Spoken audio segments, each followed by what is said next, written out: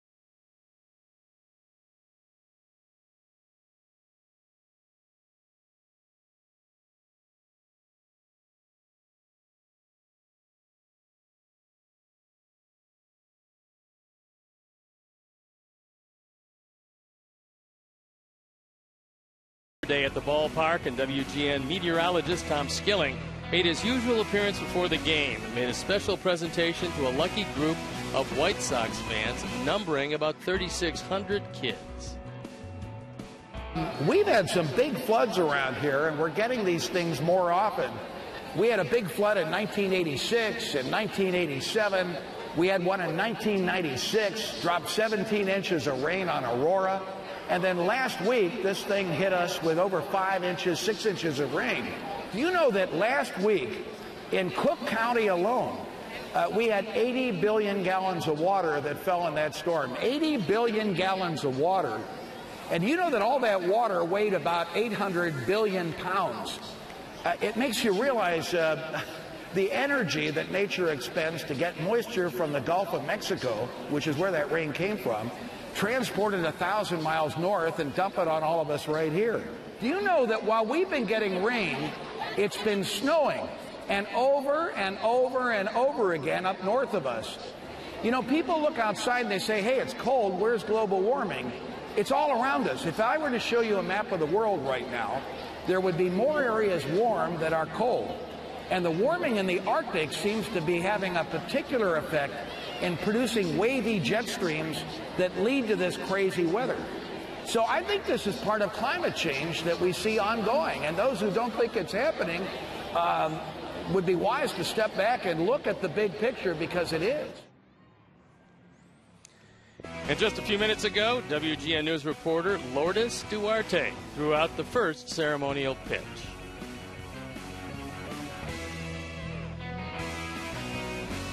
And we'll be back with the first pitch of the ball game after a break.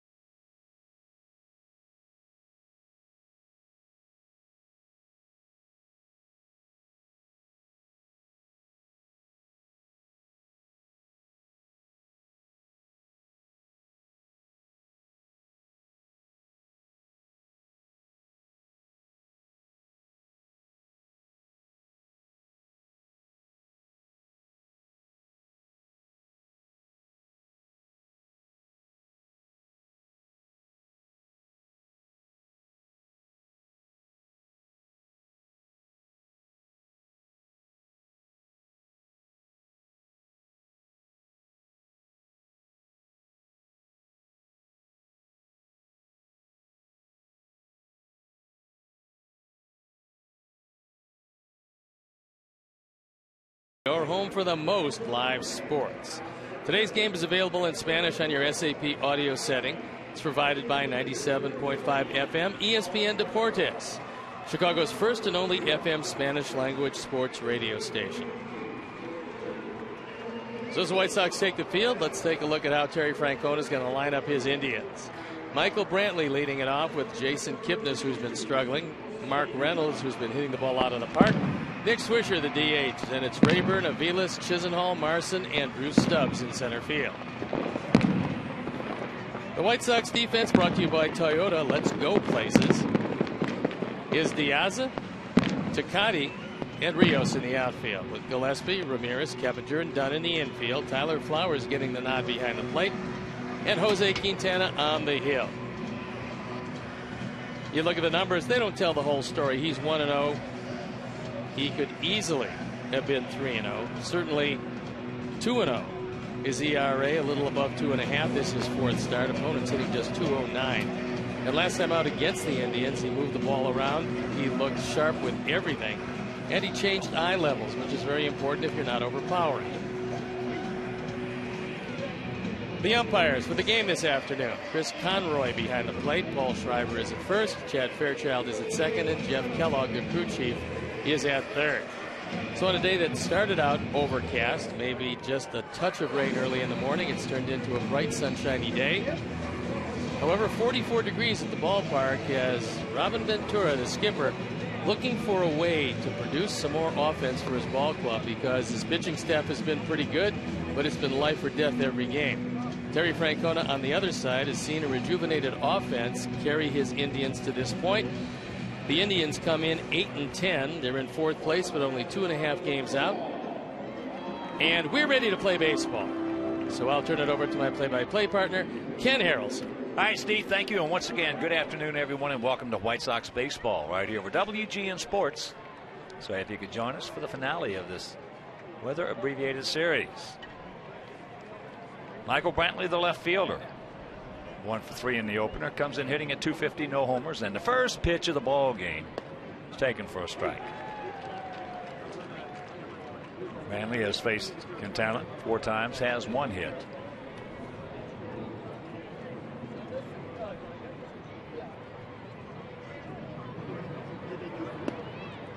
Count evens at one end here at the ballpark. 330 down the left field line, 335 down the right field line, 375 in the gaps, and 400 straightaway center. 44 degrees at the first pitch, and there's a breaking ball strike. So 1-2.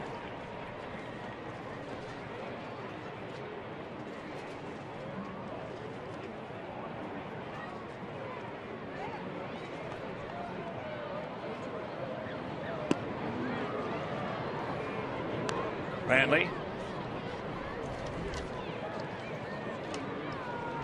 Came alive last year, especially towards the end of the season.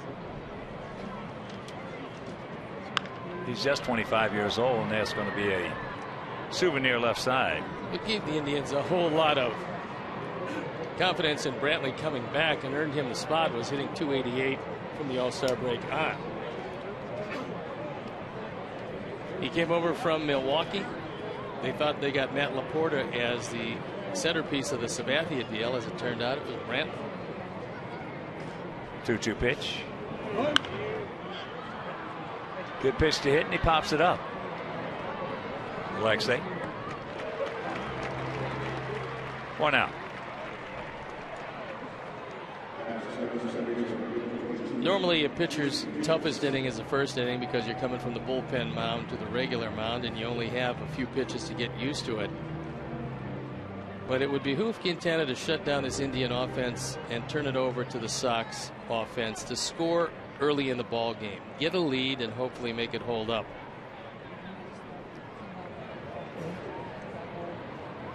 Here's the man from Northbrook. Kipnis takes a strike.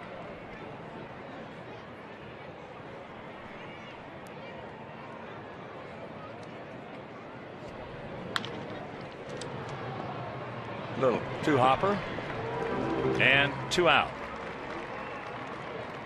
Well, eventually there's going to be some pitchers that pay for the slow start of Jason Kipnis.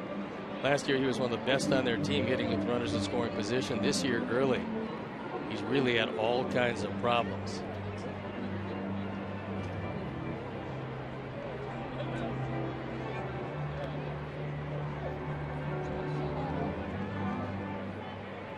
So here's Mark Reynolds hitting at .283, 7 homers and 18 knocked in already.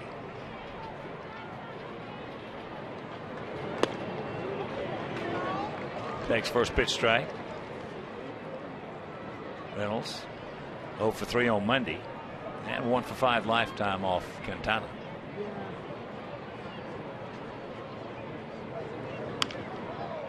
Jammed himself, pops it up. Keppinger.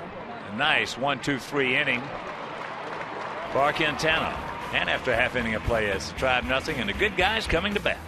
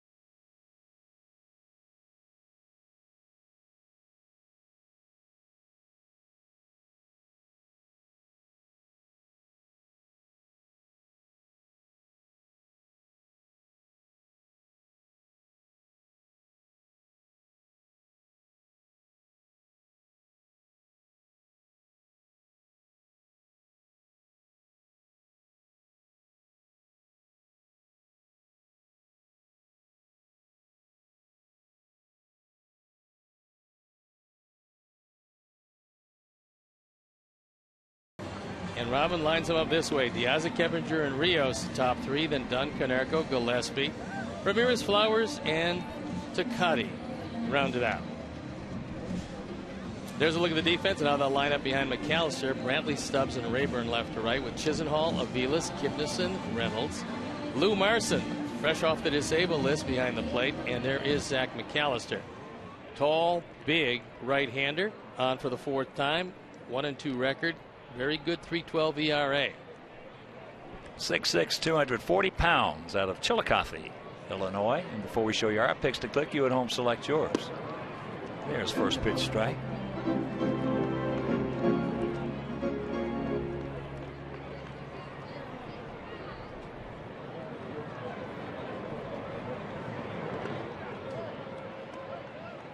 In the dirt. Piazza 0 for 4 on Monday. He comes in hitting at 230, 4 homers, 9 RBIs. Sox hitting at 229 as a club. Indians hitting at 249. Sox with a 3.33 team ERA. Indians with a 4.50.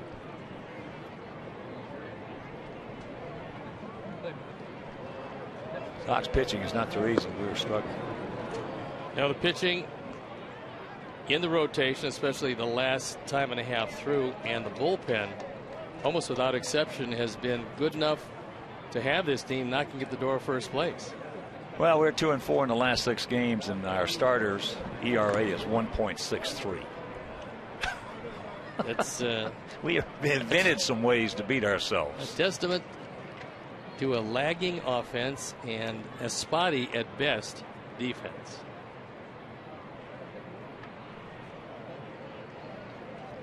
Well, the defense will clean itself up, as will the offense. I was talking with Jim Thome. Big Jim Thome was in the house before the game, in the clubhouse, and he looks terrific. And we were just talking about how everything's contagious, whether it be positive or negative, and obviously, but it will straighten itself out. Diaz is trying to get McAllister to keep that fastball down. If he does middle in, anywhere around thigh high, Alejandro should hit it well. Full count.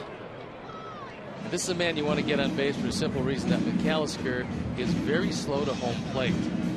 Now Marson is quick with his delivery and very accurate, but you can get a good jump against McAllister. And there is the leadoff walk. So right now let's check out our picks to click. Jim Angio, our director of the crew, he went with Flowers. Steve's going with Gillespie, and all the great folks in our ticket office. Mike Mazza, Kenny Williams, Tom Eichstadt, Pete Catazone, Liz Mela, Laura Arenas, Mary Weiss, Joe, and everybody. We're going to go with Takati. Blake Takati. Vilas just came in to talk with McAllister about how he's going to pitch Keppinger. That will determine who's going to cover second base.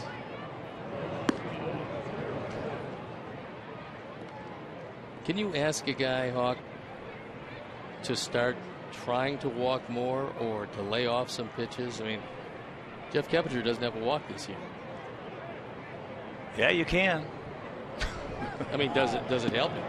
And there he goes, and that's high. So as Steve told you, Marson is very good. Catch it and throw it. But it's the old saying in this league, they slide, they don't fly. Long, slow delivery by McAllister. You can watch it. He doesn't use the straight slide step, but he was trying to get it home as fast as he possibly could. Marson throws it up. Diaz slides under. And the count 0-2 on Keppinger. He's still trying to stay in it and move him over. Well, you know, everything is individual in this game. In fact, it's a game of individuals. It finally, if things are done correctly, emanate into a team. But it's 9 individuals out there trying to do. Now, that's a perfect scenario if you want to have an outstanding team. 9 individuals playing as individuals, if they know how to play the game. If they know how to play the game, that emanate into a great team. And the best example of that I've ever seen was that Oakland team that won 5 consecutive divisional titles and 3 consecutive world championships. They knew how to play the game. Well, they also had a tremendous advantage. Overwhelming pitching, terrific defense, and they didn't clobber people like the Big Red Machine of Cincinnati a few years later, but what they did was never make the mistakes. They waited for you to make the mistakes, and then they buried you. That's the whole key. They didn't go out there before every game say, hey, let's go kick some booty. They just went out there, played. All of a sudden, you make a mistake in 6th, 17th, they jumped on you like a shark. That was it.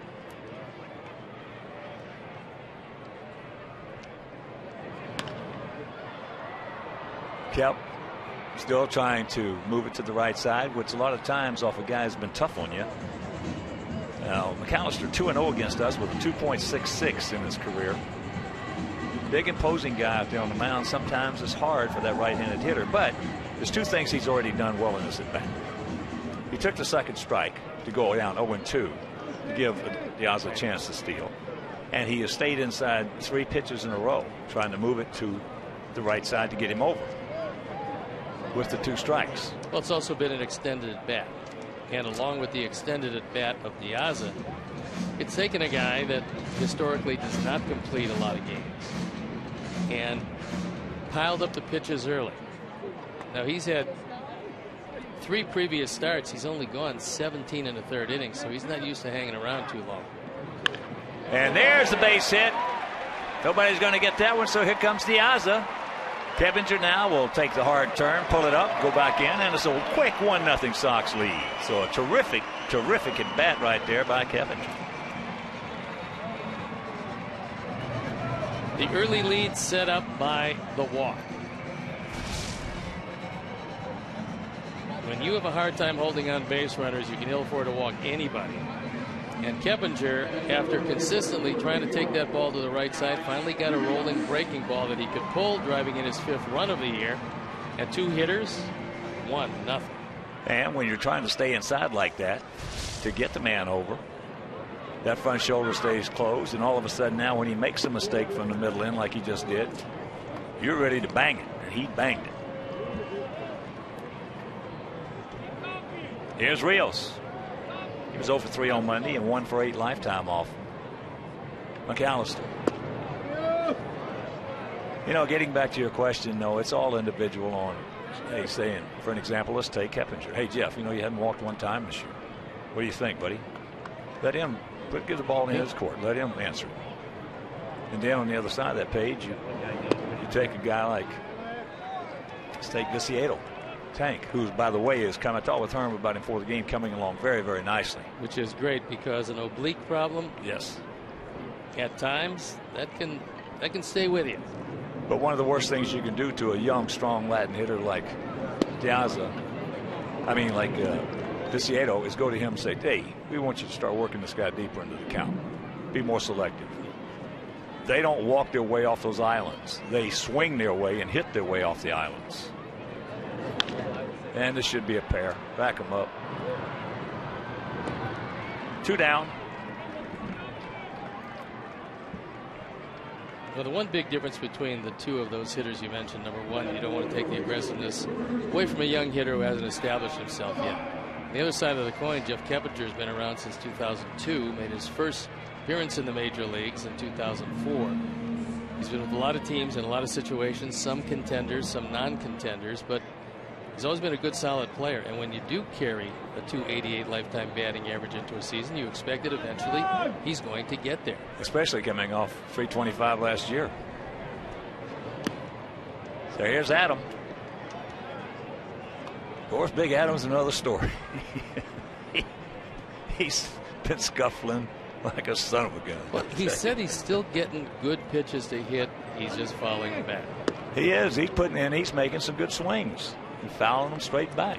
He's putting the good meat, the sweet meat of the bat on the ball, but it's underneath it. Yeah, he's hoping that McAllister will throw it about thigh high to it. Not there. That's a little higher than the big boy wants. 1-2 the count. Taking out that wrist.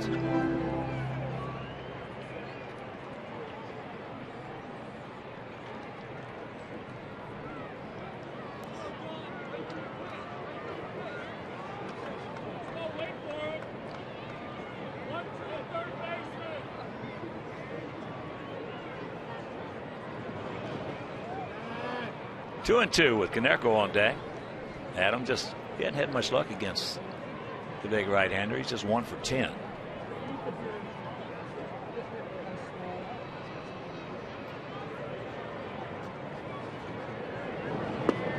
Got him.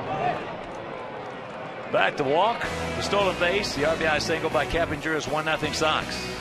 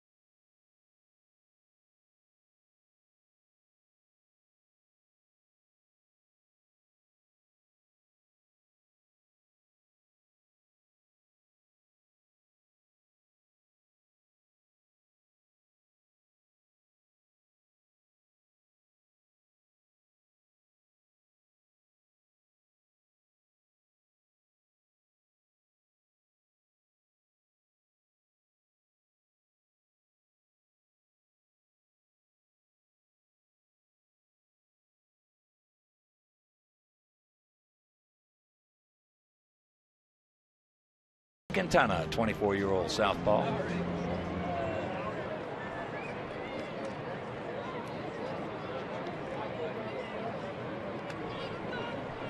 Swisher, a better hitter from the right side.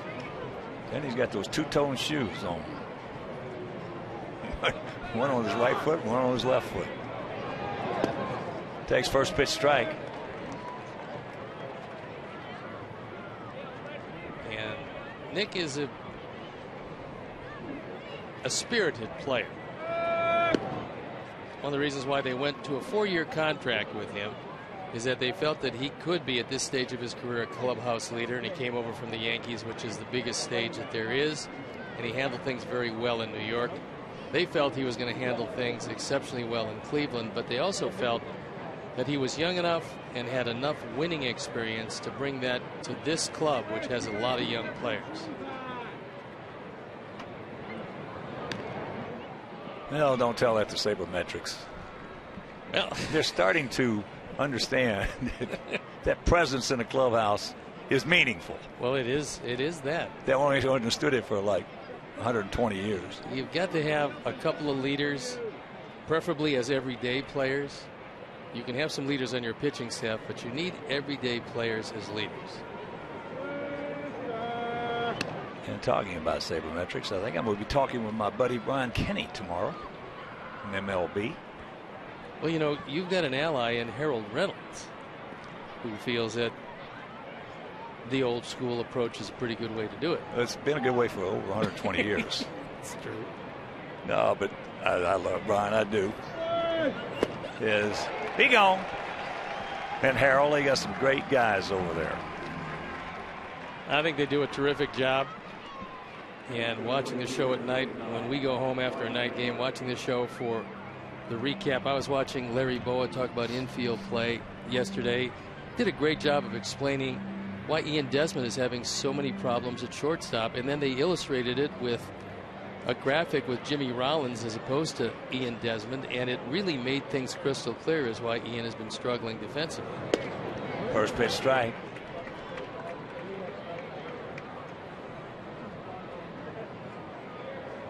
And here's a man who consistently hits the ball out of the park against our ball club. Well, he wore our fannies out when he was in that Tiger uniform. Rayburn at 241.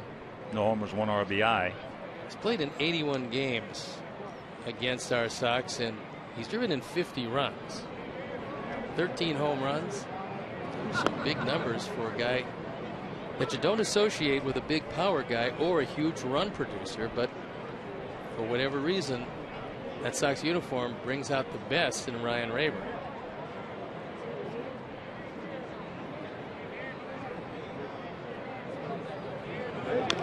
Chops that one foul. Yeah, we had a big ball game against them at Comerica Park last year. He got a big hit. I think it was in the bottom of the 7th inning, knocking in a pair of runs. Cleveland loves to have him because you can put him anywhere on that field, and he's going to give you a very good effort.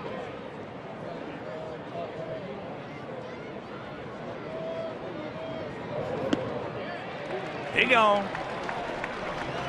There's the biggest difference between this year and last year. Quintana early last year was very good. And this year he's discovered, along with Tyler Flowers, that you can throw a lot of high fastballs when you're even or ahead of hitters, and you're going to throw it right by him. And Quintana goes up by design, not up by happenstance. And going up by design, changing eye levels, going to help anybody.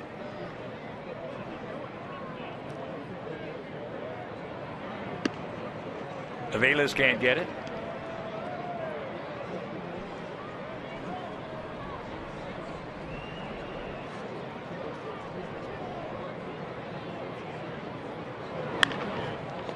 Look at Gillespie just suck it up, throw him out. Piece of cake on that bullet. Meanwhile, 1-2-3 inning, a 6 in a row retired, and he leads it 1-0.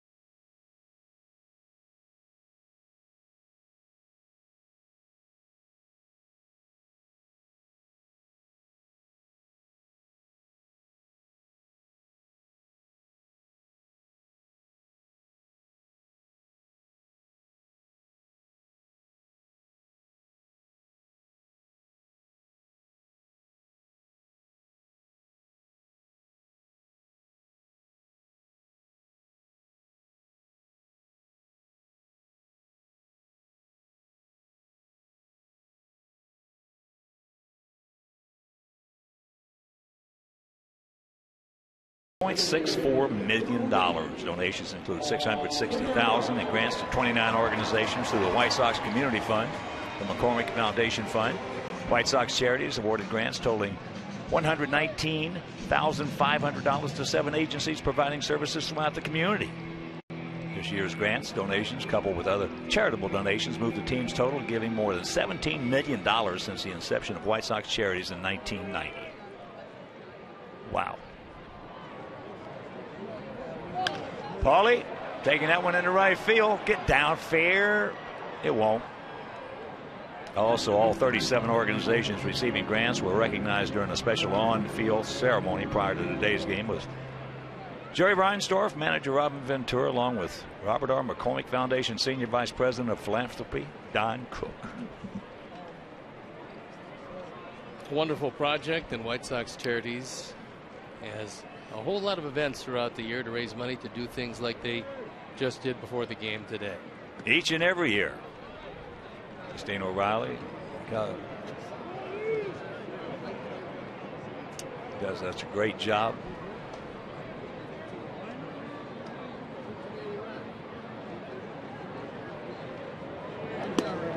That's off the corner.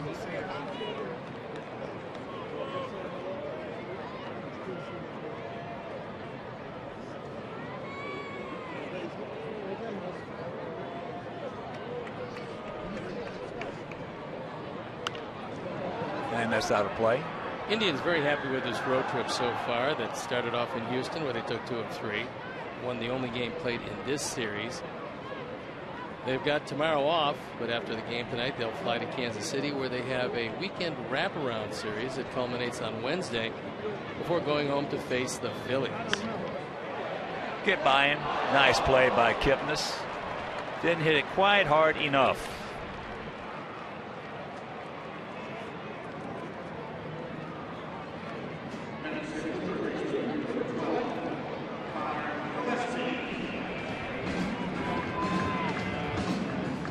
Here's Gillespie hitting at .326, a homer.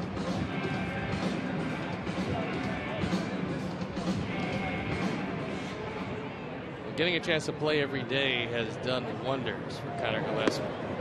We knew he was a pretty good player in spring training. We also knew that he was going to be used off the bench and used sparingly, we thought. But funny things happen. And the injury to Gordon Beckham necessitated Connor Gillespie get all kinds of play. Well, his hitting hadn't surprised us. At least with me, what surprised me is just throwing that leather. He's played an outstanding third base. Made some great plays down there. And I have to believe that just the playing every day, knowing you're going to get 4 or 5 at bats depending, it's got to be one of the best things that can happen to any player.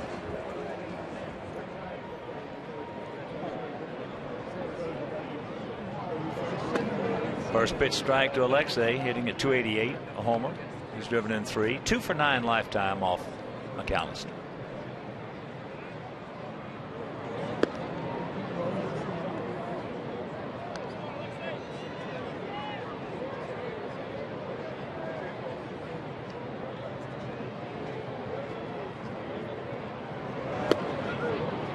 Got him. He knew it. 3 up, 3 down. But we lead it 1-0.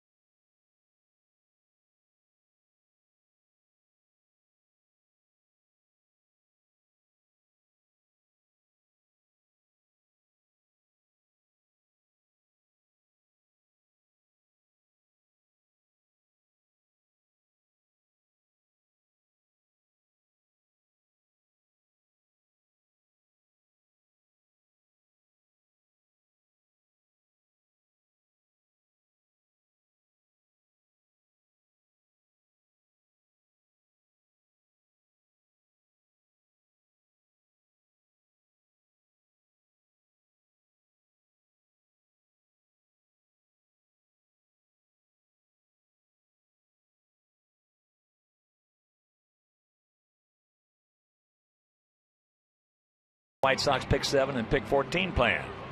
You select the games you want, including great matchups from emotional nights and a crosstown classic series. And Pick 14 plans start at $101 per seat. Pick 7 plans start at $64 a seat. So call 312-674-1000 or visit whitesox.com. 1-0 good guys here in the top of the third. Chisenhall takes first pitch strike. Lonnie hitting at 245. One of the guys we failed to mention last inning on the $1.64 million that were given out by White Sox charities. 37 different agencies. Was Alex Snellius. Over the years has been a great contributor to White Sox charities. In loving memory of Ursula.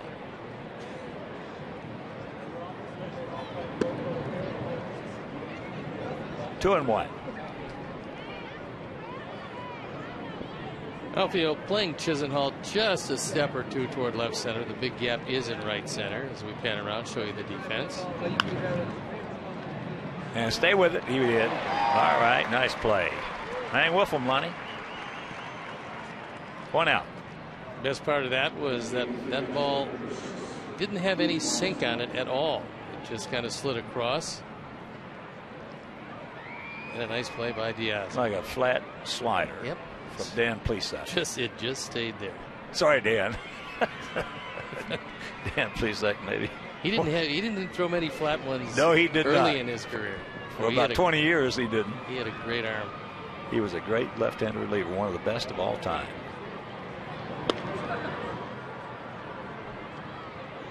Lou Marston's first at bat of the season.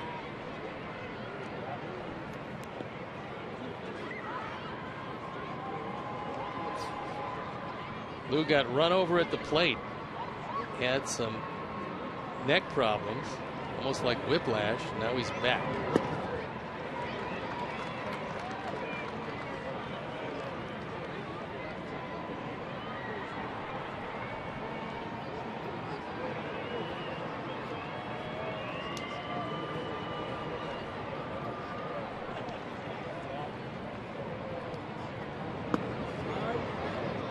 Carson, one of the 4 guys that the Indians got back from Philadelphia. He's proven to be a very strong, capable backup. That was in the Cliff Lee deal. Didn't work out all that well for the Tribe.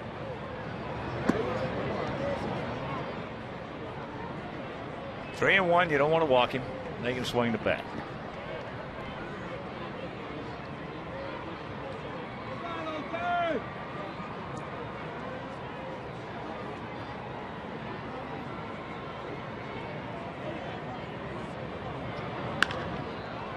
That ball hit deep in the left field, but we got a man there right in front of State Farm. 2 down.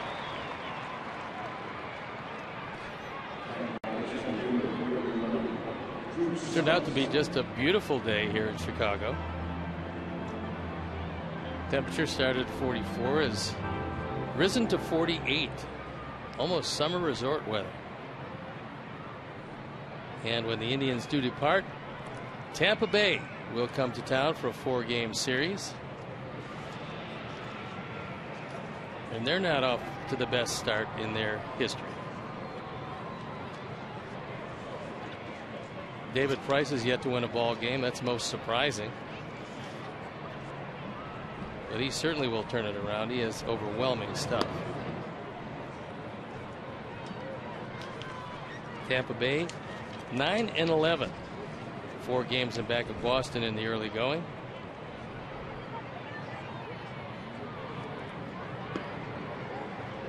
Well, we're going to get Hellickson, Hernandez, Moore, who is 4-0 with a 1.04 ERA, and Price. They're going to get Sale, Peavy, Floyd, and Axelrod.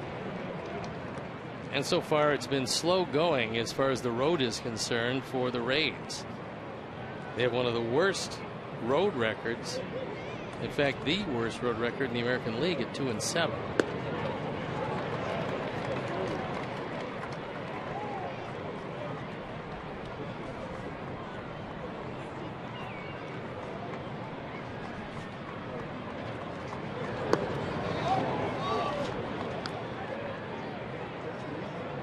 Stubbs 1 for 4 on Monday. Comes in at 259.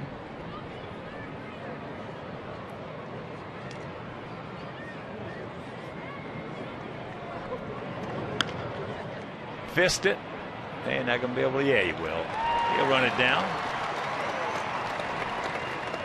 So a nice 9 up, 9 down for Quintana.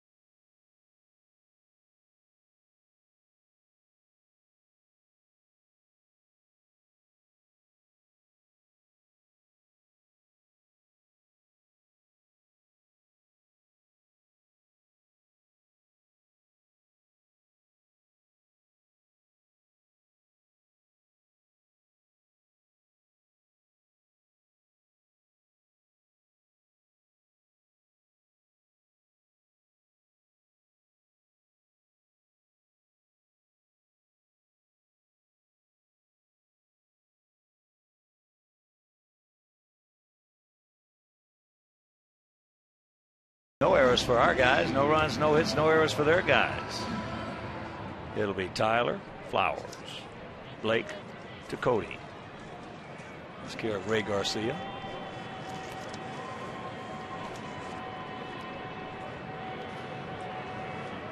Tyler hitting at 224, 3 homers. He's driven in 7. Takes first pitch strike. Yeah, one of the things, just tuning in, we were talking about in the first inning, pregame. We are 4-5 here at home. And here's the 2 puzzling factors. Here at home, we are ranked 2nd in the American League with 2.46 ERA at home. And our bullpen leads the American League with a 188 opponents hitting against. That's off the end of the glove, but it's still playable. 1 out. The thing that's hurt our bullpen, though, has been the base on balls. And another factor leading to a losing record is the fact that you're averaging 3 runs a game, and you're thinking in the American League of holding the opposition to 2 or less on a daily basis, then every pitch becomes life and death. And when you do walk somebody, if that run comes around to score, more times than not, it either ties or beats you in a ball game. That's what's been happening. That and defensive miscues, again, in close games, wind up losing you ball games. Well, the defensive miscues are the things that have been very surprising. Because through the first 19 games, overall, they've been pretty consistent as far as making a miscue. 4 errors from the pitching staff has been very disappointing. Well, right off the top of my head, I can think of 2 that cost us the ball game.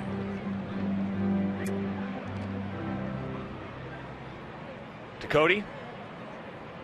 Tucson last year, he hit 243, 9 homers, drove in 26. He can run a little bit.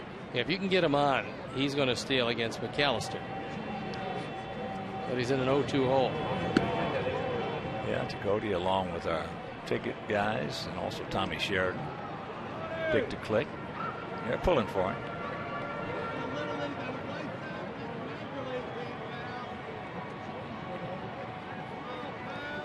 The 1-2.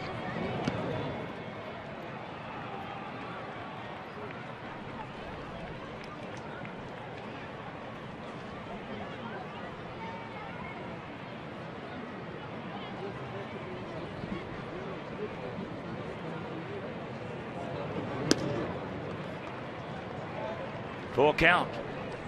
Put Blake on in this situation, you're probably going to find the same scenarios with De Aza. So he should be looking for a fastball here. Good rip at it. He stole 36 bases in 106 games, 2011 in San Antonio. Plus, he's got some pop. He had 19 home runs that year.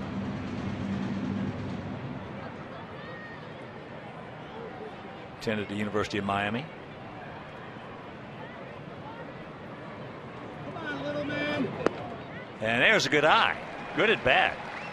And good speed aboard. And post-game traffic? No. Party at Bacardi at the Park? Yes. Open after every Sox home game at the Gate 5 Plaza, Bacardi at the Park. Grab your friends and give them a visit. Good stuff. So here's De Aza. He walked, stole his second base of the season, and scored Keppinger's single in the first inning.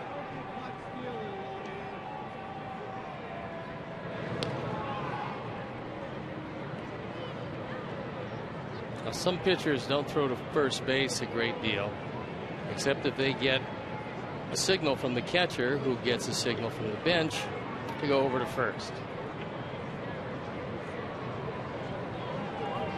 Got a good lead. But like Steve told you, McAllister, unless you're going on first move, which you don't have to against him, he's not going to pick anybody else. No. He's also slow to first base, and if you got faith in his control, it's not a bad time for a pitch out.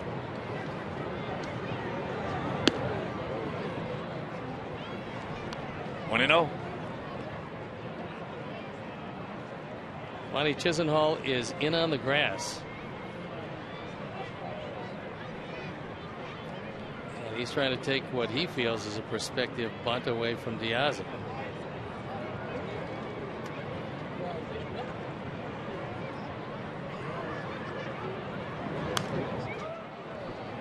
Good rip by Alejandro.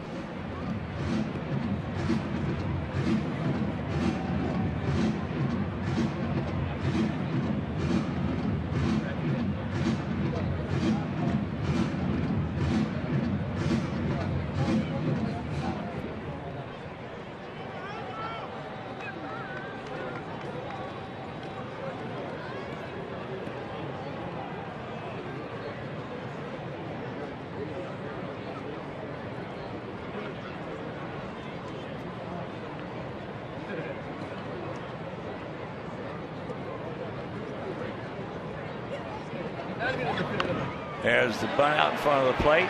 Marson out. Can't make a play. Nice. Everybody's safe on the bunt single by De Aza. Do that 25 times a year. It's the difference between a 250 hitter and a 300 hitter. And with the speed of De Aza, all he's got to do is get it out there on the grass about 10 feet, and he's going to be able to beat it out. Marson's pretty good at this. But by the time he looks up, he realizes the only thing he can do is throw it away. He's not going to get De Aza out. Great bunt. Now it's up to Jeff Keppinger. Try to add to that lead. Boy, he had a beautiful at bat in the first inning. Had an 0-1 count. De Aza took off. He took the strike, made it 0-2, and then he just battled it, trying to stay inside it, fouled off a lot of pitches, and finally got one he could handle and knocked him in with a single in the left center.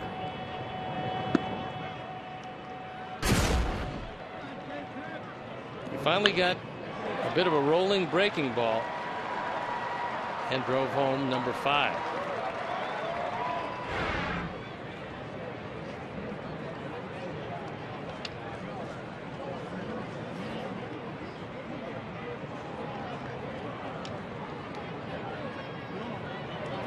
Watch out.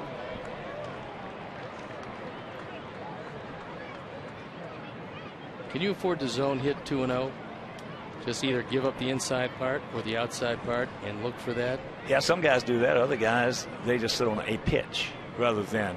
If you're looking for a fastball, you don't have to zone it, especially when a guy's not throwing 100 or 2. Even if it's up, you can still get to it if you're sitting dead red. That's the only way you can be a good fastball hitter off a good fastball is to look for it. But some of the guys will zone it in the zone. And if it's not right there, they just take it.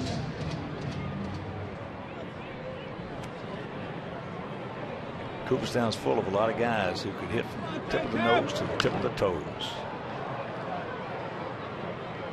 Two of them that jump right into my mind off Kirby Puckett, Yogi Berra. And there was one who's not in Cooperstown, but was a good one for a lot of years, Manny Sanguian. Oh, gee. He was another guy. He swung at everything. You get a scouting report and you just laugh at it because there was no scouting report. If it left your hand, it was hittable for him.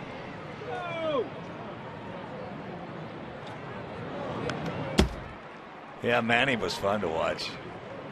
He was from the top of the cap to the sole of the shoe. Yeah, he was traded for Chuck Tanner. Yeah. Player traded for a manager. God rest his soul. Chuck was a terrific guy. He was my manager when I got to the 1973 Chicago White Sox.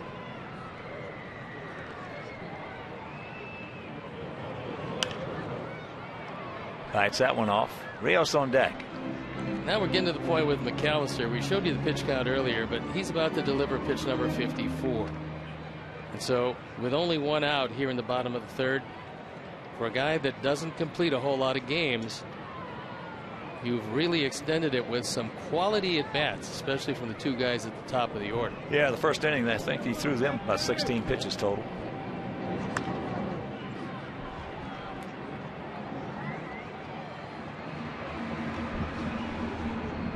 That sends Lou Marson out to talk with McAllister.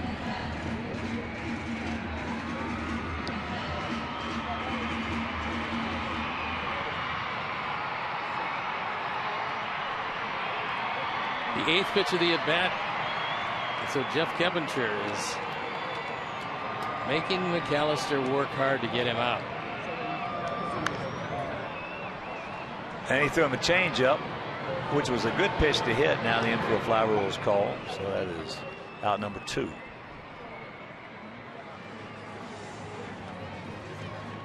And leaves it up to Rios. Alex, it into a 6-4-3 double play first inning.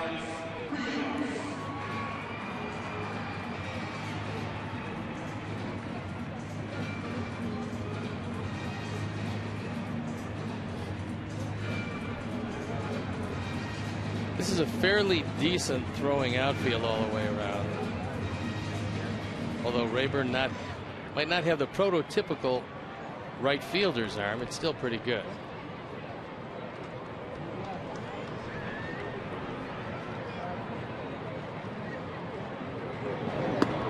Takes it right there.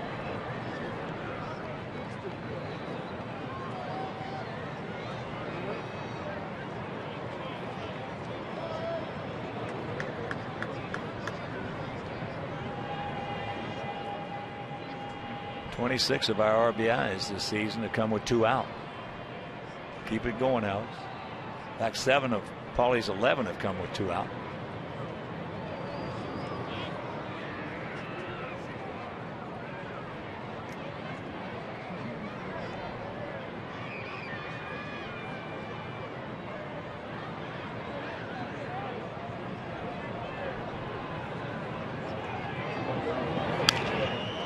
Out.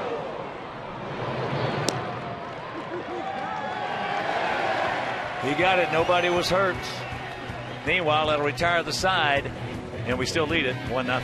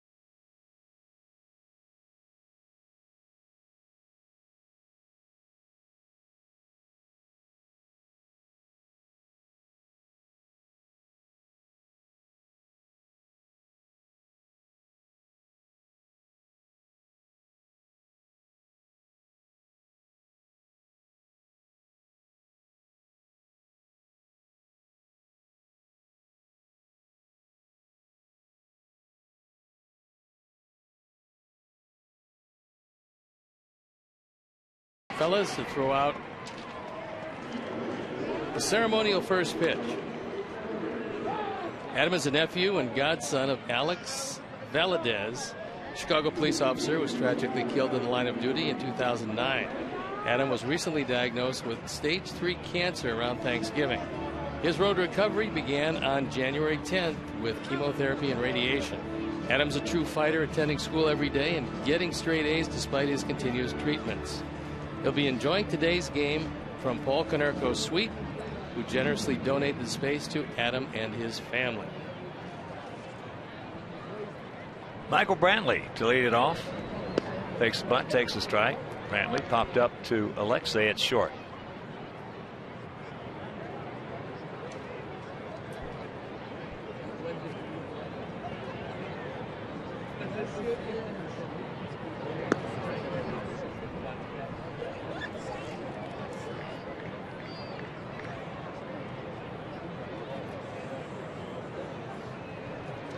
On this day in White Sox history back in 1901. First game in White Sox history as a major league team. Sox beat the Indians 8-2. They might have been the Cleveland Spiders at that point. They lost 121 games one year. There's a base hit. So you can cancel the postgame show. That's the first hit, first runner for the Indians. Brantley was the only guy that got a base hit against Quintana in Cleveland. He went 7 innings of one-hit baseball, and that one hit by the man you're looking at, who has the only hit today. But the difference is this time he's leading off the inning in a 1-run game. Here's Kipnis, grounded out to Adam Dunn.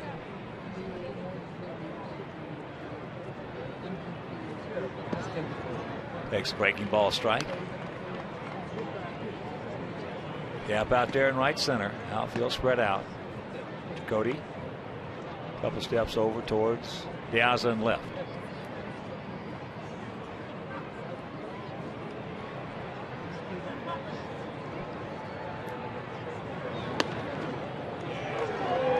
Oh, 0-2 the count.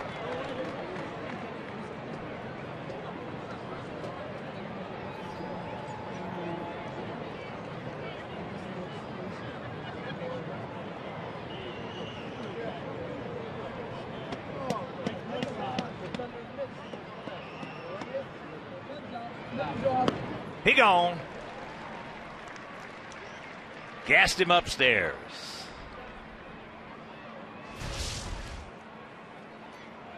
Tyler gives him a high fastball sign, and that's exactly where he gets it. Working the top of the strike zone to Kipnis. He throws it right by him.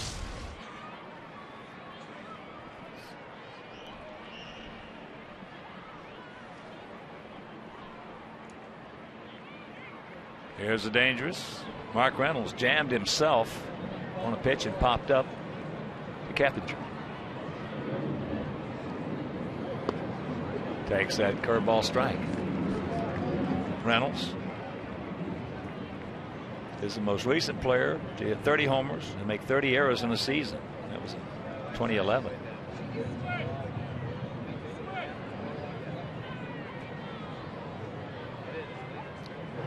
I was wrong about the Cleveland Spiders.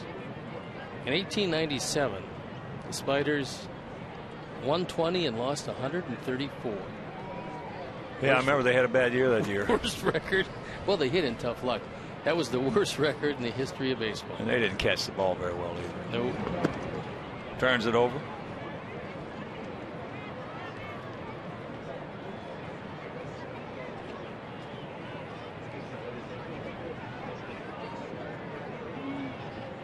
Reynolds is a good man for two if you can get him to hit it on the ground, and they're playing him as a dead pull hitter in the infield.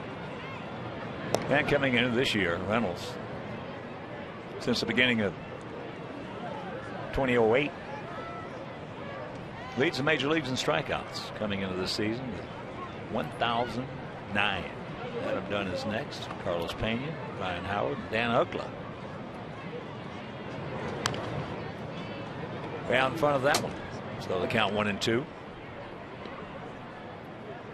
pretty much like everybody on that list. They take big swings, they don't adjust, but when they get hot, they can carry their ball club. And of course, we're waiting for that for Adam. And they've already got some of that with Mark Reynolds. 7 home runs, 18 driven in. Pretty good early start for him.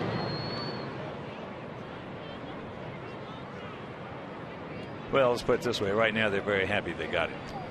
Yes, sir.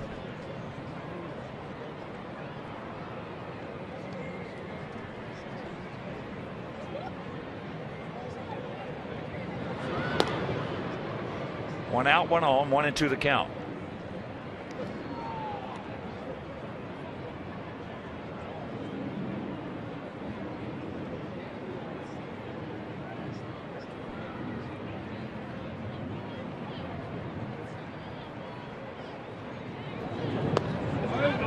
Good pitch, didn't get it.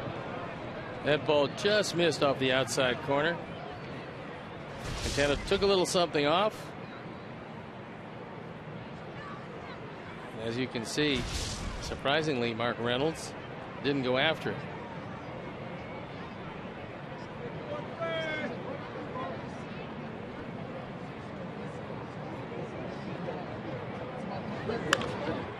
Pokes that into right field, and that's trouble. So they're going to hold Brantley now at third on the double by Reynolds. Trouble to Bruin. Ducks on the pond, 1 out.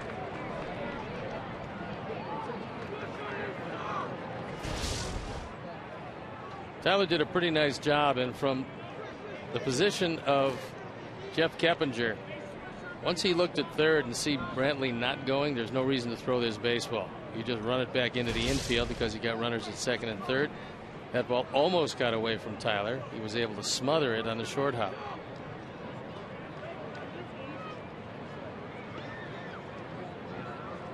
Nick Swisher, the hitter. He struck out his first trip.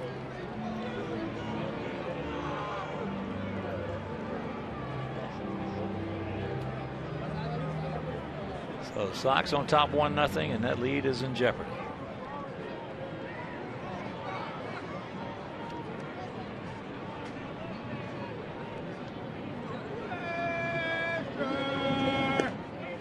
Big hack.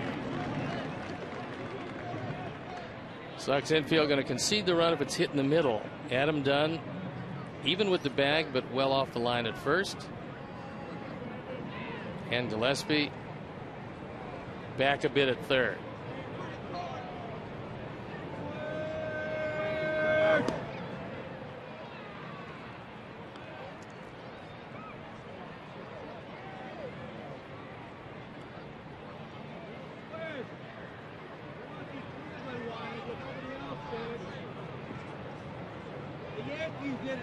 Big pitch right here, 1-1.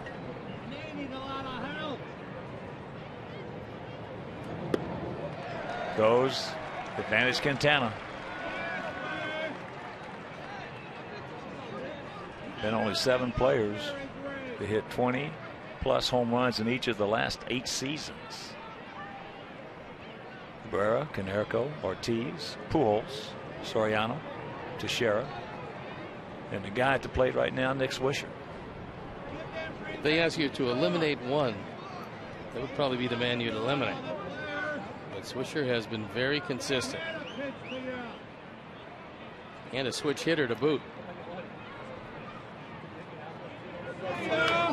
Tried to rush it by him.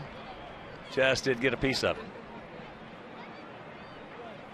Why do you think so very few switch hitters have had tremendous power? And you look at Eddie Murray, you look at Mickey Mantle, obviously those are the two that jump out at you, but you very rarely see switch hitters with big power. I can't answer. Those two guys, well, Mickey had as much power as anybody ever played the game.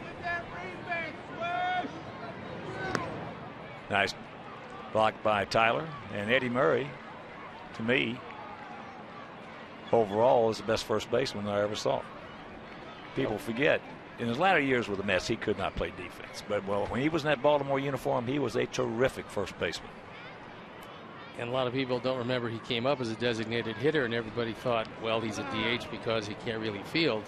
That wasn't the case at all. Just that Lee May had the spot. Earl Weaver had tremendous amount of respect for his veterans, so Eddie eased his way in. Made a good pitch right there, and a good job by Swisher just to hang tough. I think if you can throw him a good straight change here, keep it low and away, you got him.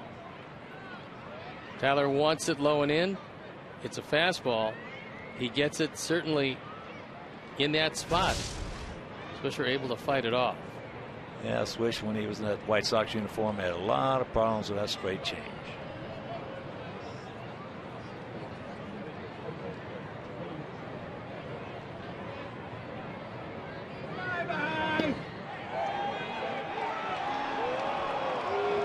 He did not go. Right now, it's a full count. Swish's wheels are turning. What he's going to try to do here, he's going to try to hit off the fastball and hit the change. Well, he does have a tendency, although his on-base percentage is very good because he will draw his walks in run-producing situations. He will expand that strike zone. Here the hard high, slow low.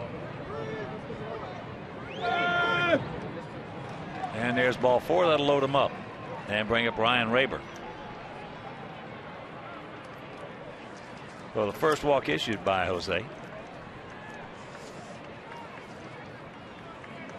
Flowers out. Alexei comes in. And Coop out.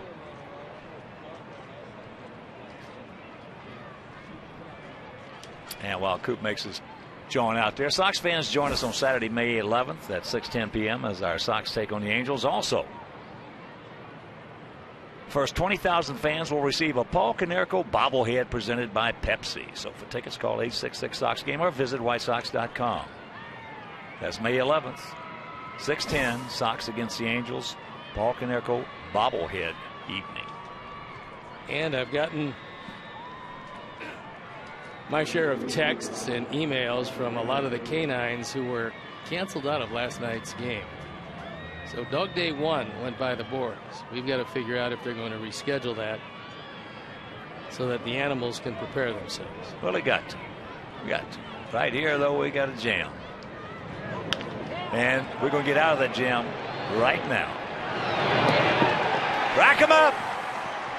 6-4 to 3. That'll do it. We'll go to the bottom of the 4th, still leading 1-0. Yes.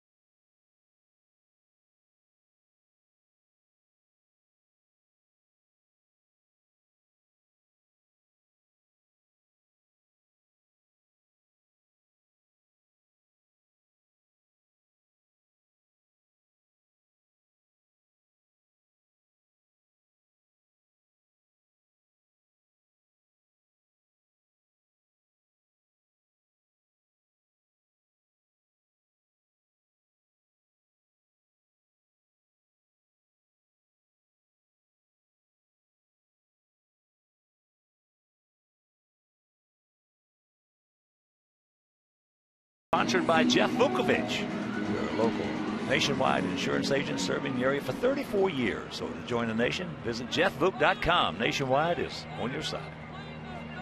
Says Junior.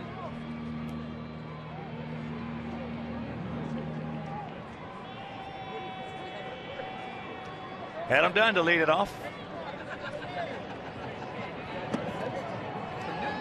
Takes it up high. Adam struck out his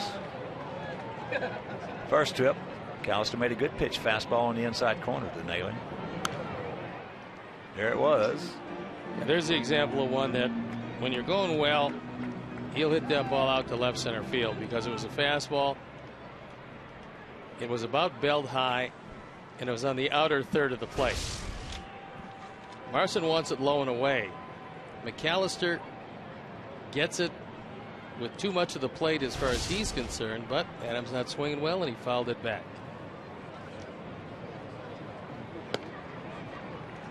Reached back with that, tried to add another 6 inches, and the count 2-1.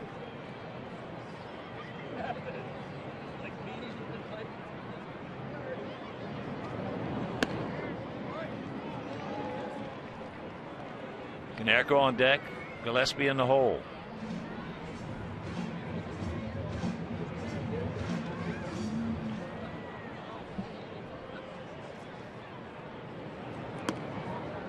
And there's the leadoff walk.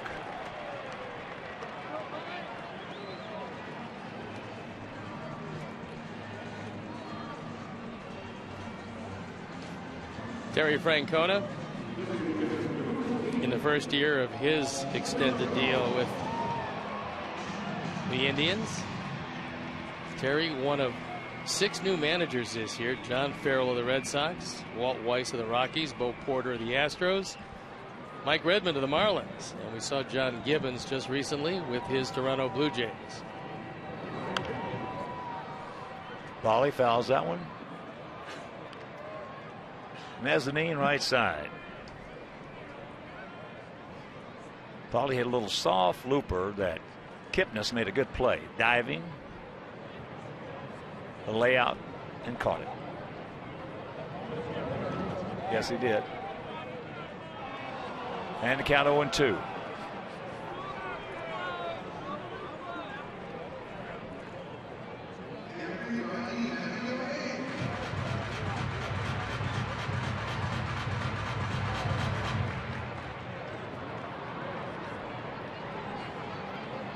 Now, Paulie, you got to grind it out.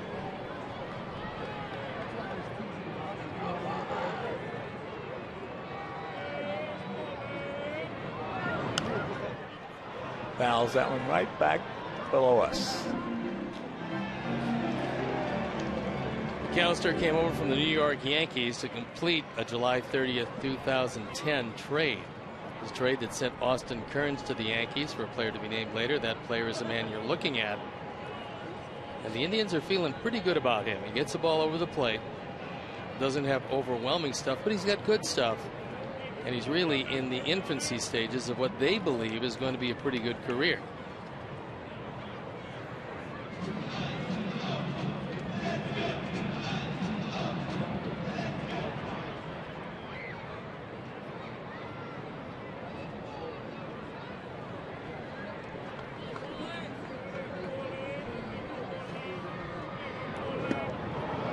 Got him.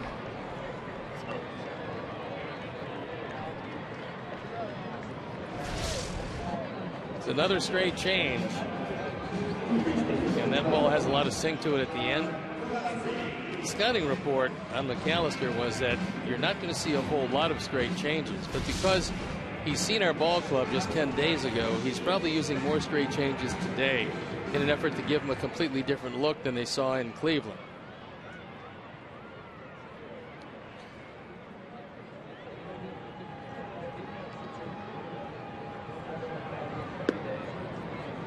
Gillespie takes ball 1. He grounded out. Mark Reynolds at first base. Now these two teams right here, both of them have the 2 lowest batting averages at home in the league. Indians hitting at 207, Sox hitting at 210. You know, but talking with Jake before the game, PV, Jake put it in really proper perspective. If you look back at spring training and you look at the start of the season here, our club wins ball games when they hit home runs. There's no doubt. When they hit home runs, they win ball games. When they don't, they lose. And look at the weather we've had. Alex has hit at least 3 balls, as Gillespie can't get it, in this ballpark that would have been out except for the weather. Wind was just howling in, straight in. So, well, I think you said it in the opening when you said that we've already broken the all-time record for games canceled in the month of April in the history of the game. Yeah. High and wide. That'll give you some idea, not only here, but they played the first game of a doubleheader in Denver. The Colorado Rockies played it with the Atlanta Braves. It was 23 degrees. And the second game was actually warmer as they moved into the evening than it was in the daytime. The Braves still hit 3 home runs in that, and they swept a doubleheader. I don't ever, there's ball 4. I don't ever remember in my whole career starting a baseball game when it was 23 degrees. I don't ever remember. I know we played one in Boston. We played the Yankees one night, and it was right at, well, right at between 30 and 33, 34 degrees. And it was drizzling rain, and, you know, he had 40,000 there, so we played the game. And there was, the ninth inning was extra innings. Ninth innings, it was still 38,000. Well, it's usually a big advantage for the pitcher when it's that cold. Except for Jeff Francis yesterday. Well, when Alex Fernandez was here, that's foul straight back to our left. When Alex Fernandez was here, when it was 50 degrees and below, you could just wrap it up and send it to Cooperstown. He won. It was amazing. Every time cold night, he just no problems. You would think it'd be just the opposite because I believe he was from Miami. Yeah, Alex was a good pitcher. Good rip. Meanwhile, the count 0-2. Come on, guys. Let's make those 2 walks pay. Yeah, I was going to say 1 run that was scored in this game via the walk, and McAllister has shown uncharacteristic wildness in this one. He's already walked 4. You'd just as soon not let him off the hook with his early wildness.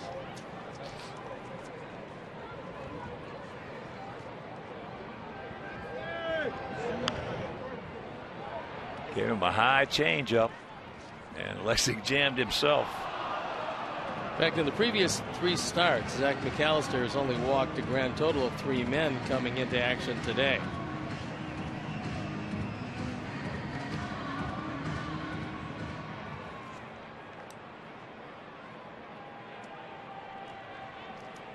One out, 2 on, the 0-2.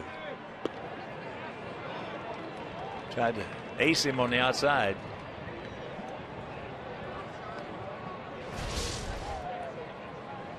Marson wants it low and away. McAllister gets it just an eyelash off the corner.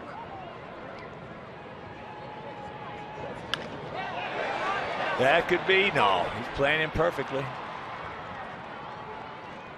Raven makes the catch for out number 2.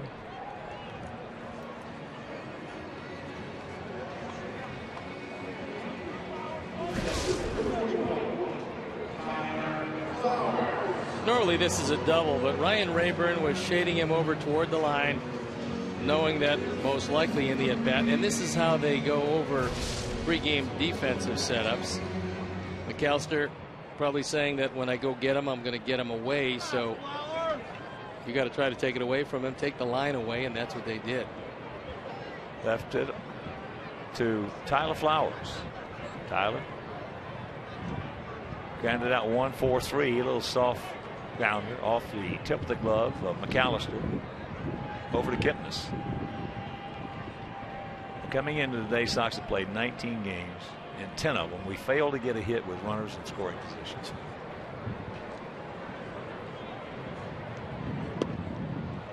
That might be the best one he gets this whole sequence.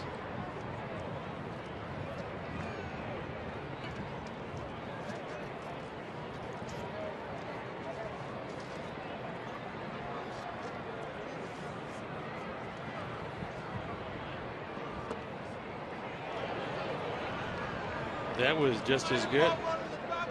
Same fastball, almost the identical spot. Yeah.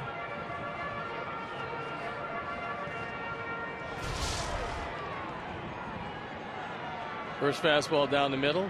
Second one down the middle. Down the middle.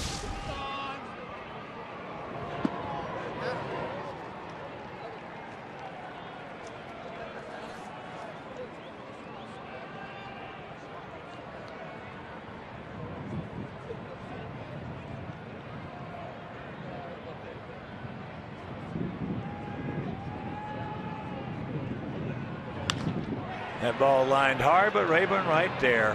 So that's a hang woof'em for Alexei and a hang woof'em for Flowers. Meanwhile, it's still 1-0 Sox.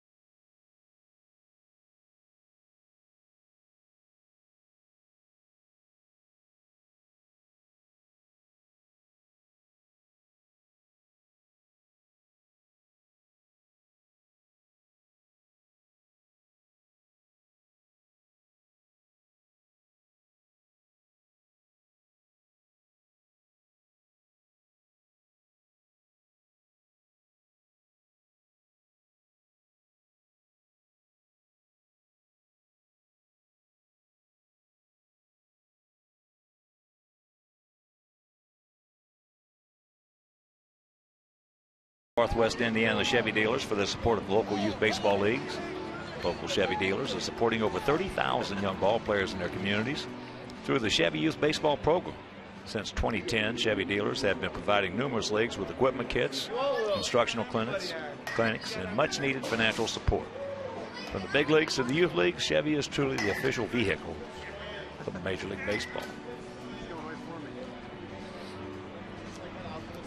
Top of the 5th inning. A run on 2 hits, no errors for our guys. No runs, 2 hits, no errors for their guys. Mike Aviles, Lonnie Chisenhall, Lou Marson.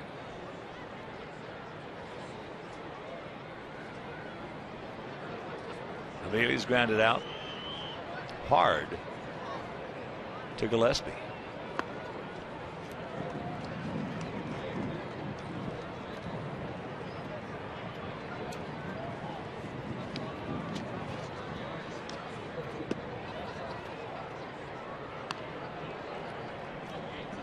One to count.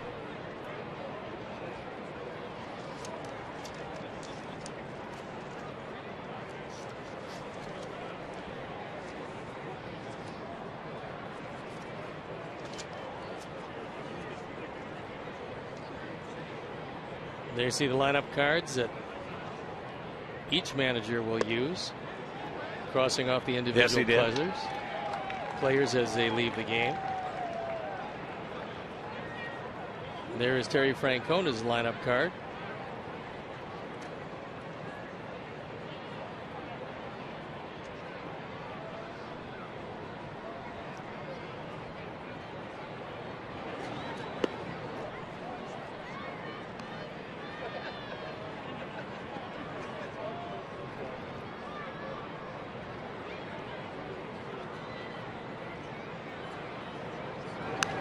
Just got a piece of it. Now we told you on this date, 1901, White Sox played their first Major League Baseball game. Also on this date back in 1939. That's out of play. Ted Williams hit his first career homer. And on this date, back in 1954, Hank Aaron hit his first career homer.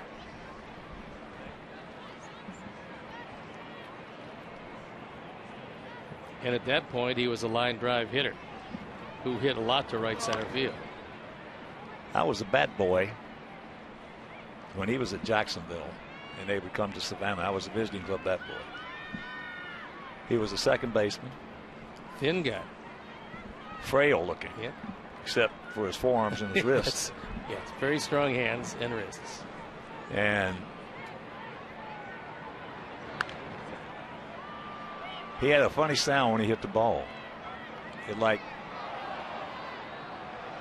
would it hit it, and instead of going pow, it went pow, wow, wow, wow. It just kept on powing, you know. He tied for the league with Tommy Giordano that year in home runs. And there's a ground ball to Keppinger. The fifth inning is brought to you by Fifth Third Bank, creating contemporary solutions for a better banking experience for everyone. Fifth Third Bank, the curious bank. Member FDIC. Tommy Giordano. He became a great scout with the Baltimore Orioles. Sure, great. He still is. I love him because his nose is bigger than mine. It weighs a heck of a lot more. I would say substantially. Yeah. Tom, if you're listening, it's quite a distinction. He's listening.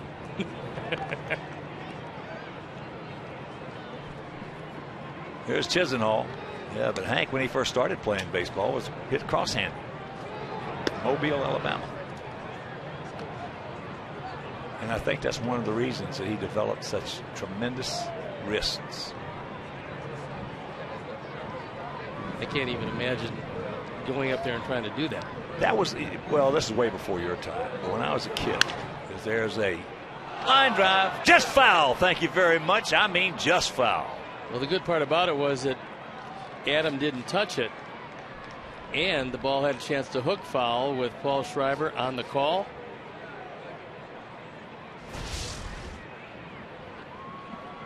Just barely gets over the head of Dunn and has a chance to just hook foul.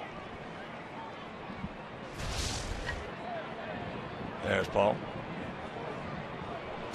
So the count 2-1. But when I was a youngster, I'm talking about 4, 5, 6 years old, growing up in Woodruff, South Carolina. That was a mill town, and they had these mill leagues, baseball leagues. And you would have 3 or 4 guys in every lineup hitting cross-handed. So it was not uncommon at all back in those days. It seems a little strange. Yeah, yeah. There's the strike. So a full count. But as I said, I think that's probably one of the reasons that Hank had developed such strong wrists.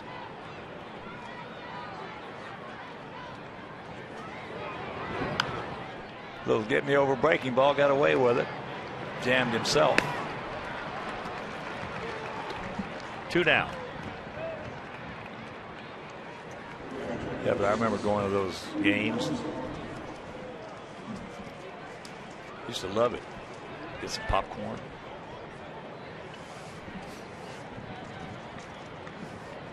And you got a chance to see what you probably felt was as close to big league baseball as you were ever going to see. Yeah, and then the next day during the summer, of course, you know, when we were out of school, the next day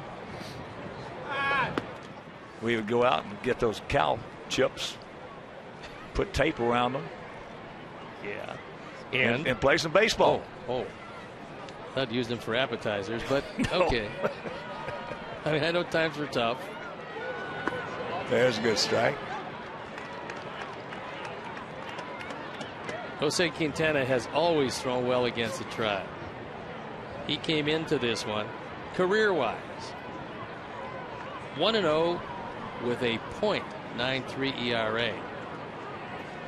And it's gone down from there. Well, he's in the top 7 in the American League throwing first pitch strike. He throws 68%. Jake throws 70% first pitch strikes. That'll put every opposing hitter into a defensive stance early. And Gavin throws 69% first pitch strikes. Marson with a 3-1 count. Don't walk him. He went 3-2 on him last time, and he hit a deep fly ball in the left field. Drew Stubbs in the on-deck circle in case he does lose Marson. Full count. That fastball had a little cutting action on it so that it wasn't straight. Looked like it started out just off the plate and moved and got a good piece of the plate.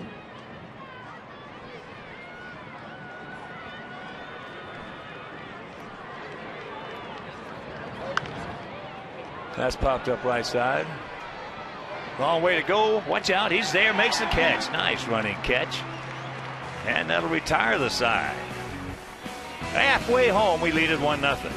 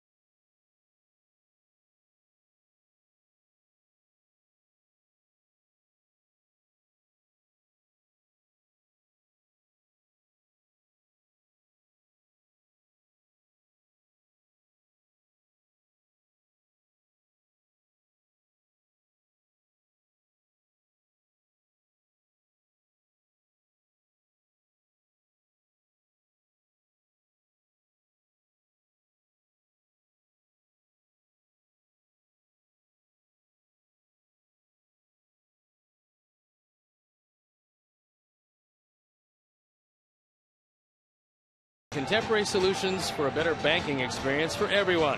Fifth Third Bank, the curious bank, member FDIC. Blake Ducote will lead it off. He walked his first trip.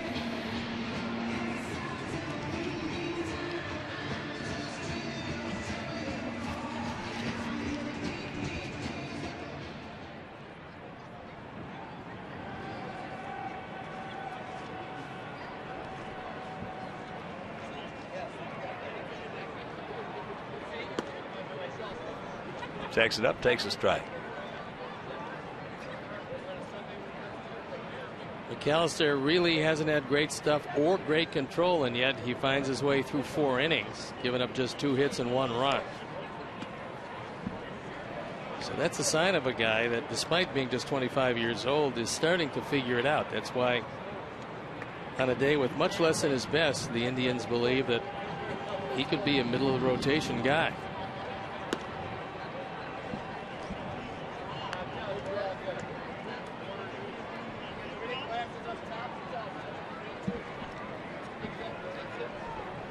Big game tonight, Big A at Anaheim. Rangers against the Angels. Darvish against Roth.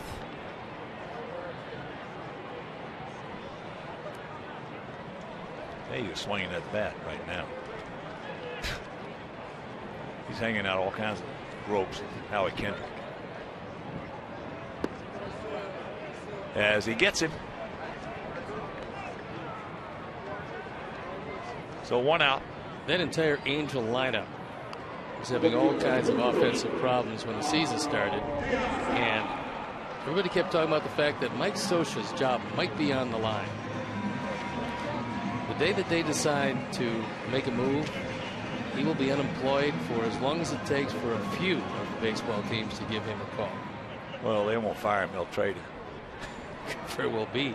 Meanwhile, his team fire him when you could trade him and get a couple of good prospects or a major league player. He's under a long-term deal, and his team, after a slow start, now is leading the American League in batting average. Who was that? Los Angeles. Yeah. Gaza pops it up. Michaelis.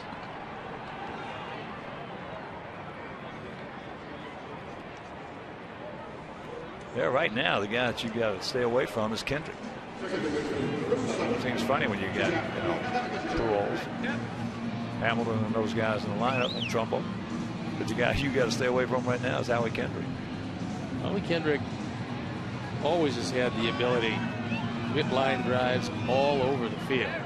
When he goes through the ball, I'll tell you what. Now it sounds funny, but he reminds me, as Clevenger can't get it. Of course, he's not going to be that kind of a hitter, but he reminds me of the way Aaron went through the ball. You can see his wrists release. Got real quick wrists. Just remember a couple of years ago asking Mike Scioscia what he felt about Howie Kendrick. His quote was that he has 330 written all over him. So he believed that he was going to be this type of hitter. Well, it wouldn't surprise me if he, if you leave the country, come back the next year. What did Howie hit last year? 325, 330. Wouldn't surprise you one bit.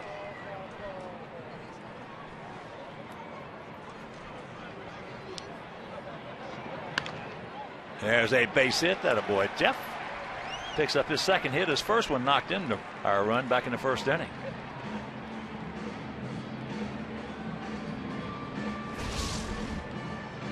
This keeps it alive after 2 quick outs and will increase the workload for McAllister. He's already at the 90 pitch mark. Of course, they had the off day yesterday to rest their pen. Now twice he's been up and twice he's worked Rios inside.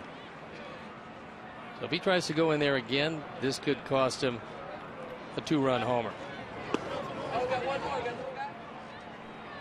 Takes a strike, does Alex, who is 0 for 2, 2 ground balls.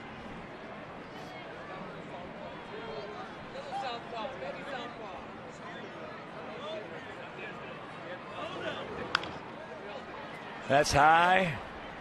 Rayburn, long way to go, and nobody's going to be able to get there. Kipnis gave it a big effort, but even on a flat out sprint, he runs well. That ball slicing away. And he has stayed away the first 2 pitches of the at bat. Texas on top in that division with that 13-7 mark, half game in front of Oakland, 4.5 in front of the Angels, 6 in front of the Mariners, and 7 in front of Houston.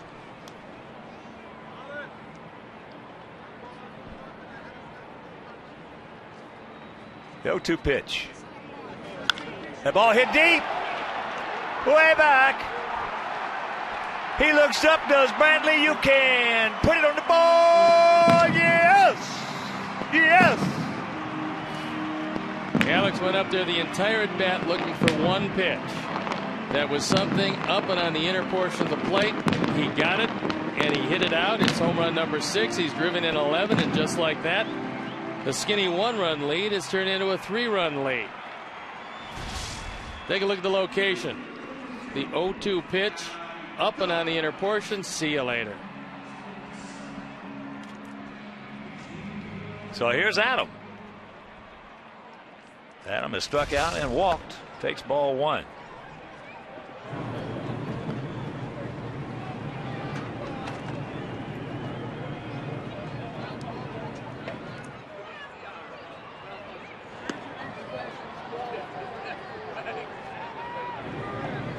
Joe, another count. Now Marson wants a little confab. Well, he wants to go out and make sure that his concentration is where it should be. It was an 0-2 pitch. He made a mistake. And he's now trailing 3-0. He wants to make sure that he's not trailing 4 or 5-0 when this inning ends. And maybe let the smoke clear.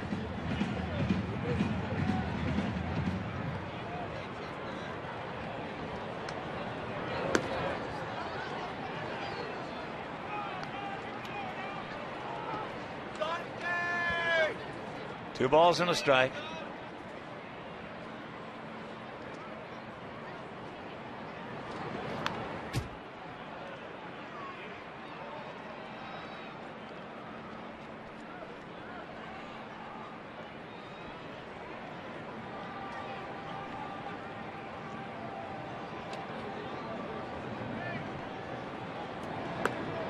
And it's full. Of course, with that home run by Rios, another generous contribution to White Sox charities by Alex Snellius in loving memory of Ursula.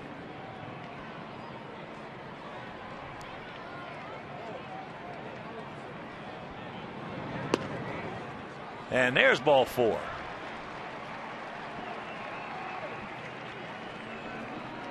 Walk number 5, and now the bullpen up and going in a hurry for the Indians. Cody Allen.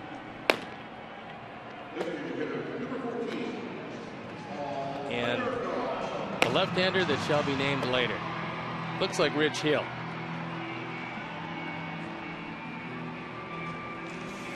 So that's going to bring Mickey Callaway out from the dugout. And while he's out there, reminder, season tickets for our Sox are available right now. Prices for most plans have been greatly reduced. Purchase the season ticket plan and gain access to the best seats at the best price with the most benefits. So WhiteSox.com or call 312-674-1000. Mickey Callaway had been with the Indian organization in the minor leagues for quite some time. Now getting an opportunity with a brand new administration to show what he can do in the major leagues. Along with new coaches Kevin Cash, Brad Mills, Ty Van Berkelio, and Mike Sorbaugh. Paulie, 0 for 2. He's had some trouble with McAllister. Now just 2 for 14. Takes ball 1. 3 runs, 4 hits, no errors for our guys. No runs, 2 hits, no errors for their guys.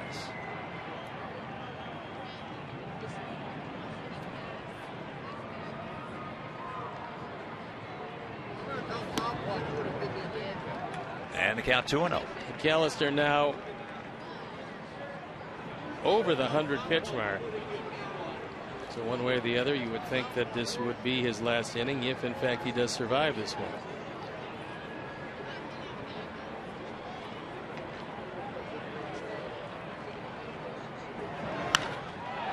That's in the center field. That's a can of corn. But not before the 2-run homer. Alex Rios. His 6th. And we lead at 3-0.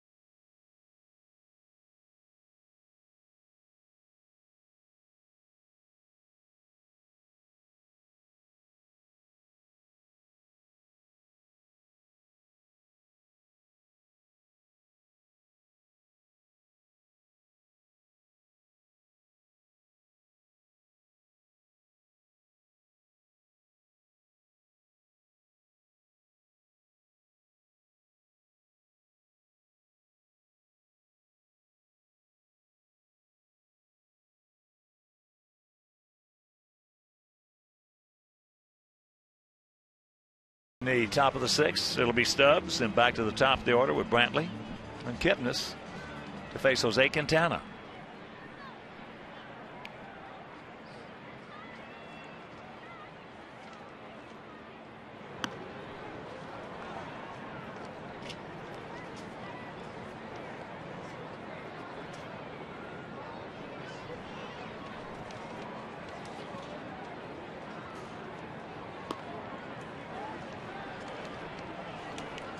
Two and 0 the count. There you look at some pretty impressive numbers so far.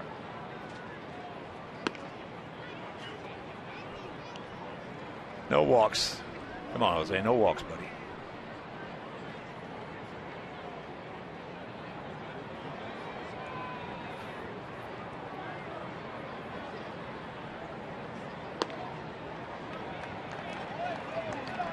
The dreaded leadoff walk.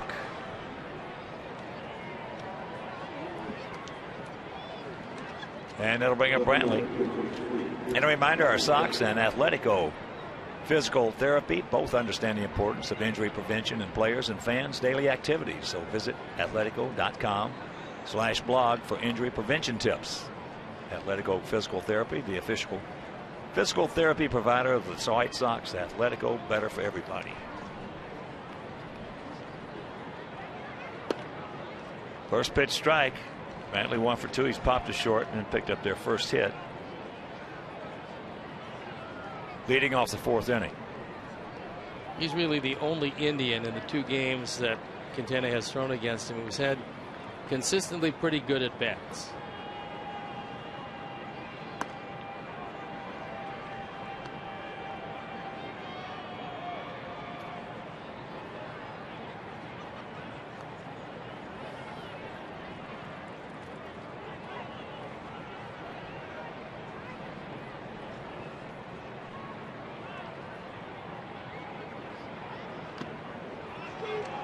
Took a little something off of that one. By that breaking pitch. Count 1 and 2.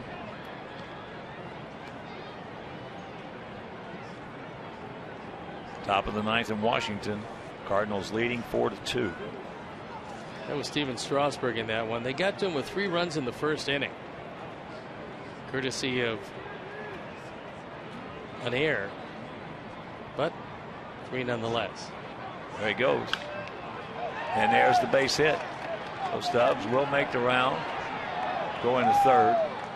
That leadoff walk will get you in a lot of trouble. And Brantley continues his mastery of Jose Quintana. Perfectly executed hit and run. You see Alexei going to cover at second base, vacating the left side. And wisely, Diaz keeps a double play in order, which brings Don Cooper on his version of a sprint out to the mound. Taking some other action. Bottom of the 11th at Camden Yards. Toronto leading Baltimore 6-5. Houston leading the Mariners 7-1. That's in the bottom of the 6th down at the juice box.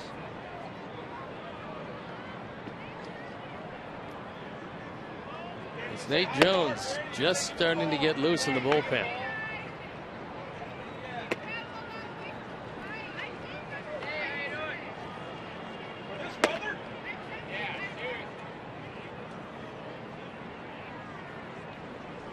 Don Cooper telling Bobby Thigpen, you let me know as soon as he's ready to go, because you got Reynolds in the on deck circle. Here's Kipnis. Takes first pitch strike. Jason is grounded to first and struck out.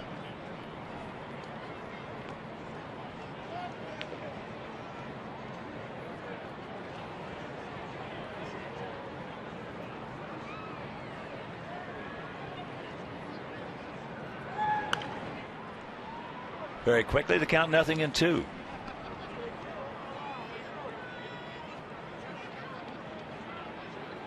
Getting into the upper 80s in pitches, and more than that, that pinpoint control and the sharp breaking pitch are starting to elude Jose a bit.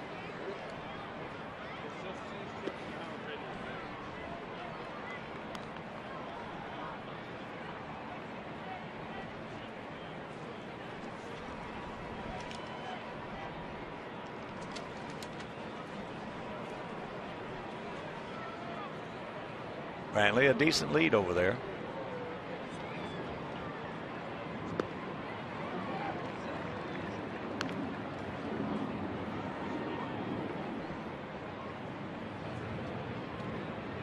He made an effort twice to get him to expand that zone. Now that fastball just above the Cleveland logo would look pretty good.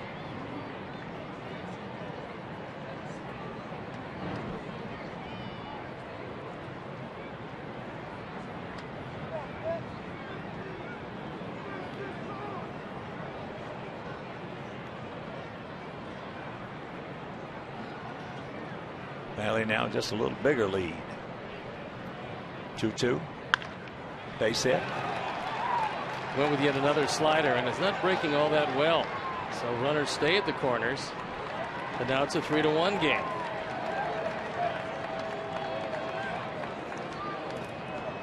Third run batted in by Kipnis.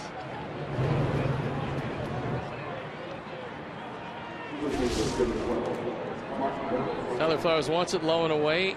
Instead, this ball kind of rolls up on the outer third, and that's going to be it. Jose Quintana.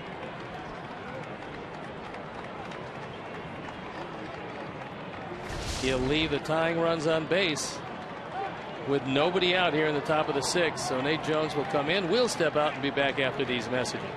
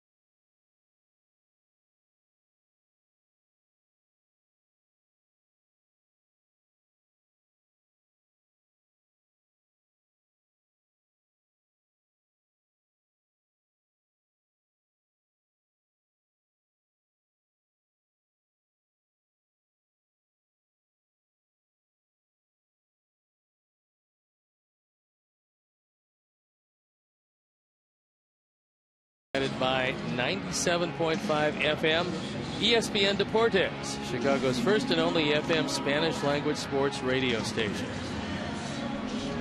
So Nate Jones comes into this one and he's got some trouble. The game's on the bases. He's 0-1, ERA 3.52, on for the 9th time. Opponent's batting average at 2.59. Control occasionally has eluded him, but the hard throwing right-hander, when he does get that slider in the zone, there's not too many people who can hit it.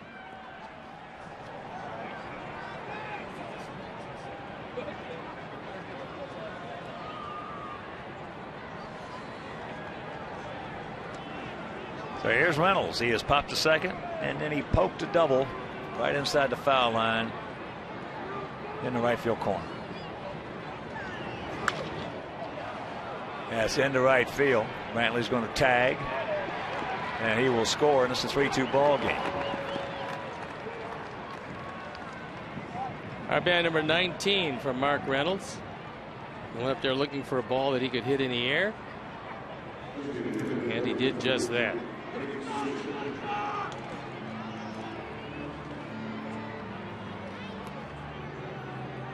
Here's Swisher. Strikeout and a walk. It's the final now from Baltimore, 6-5 Toronto.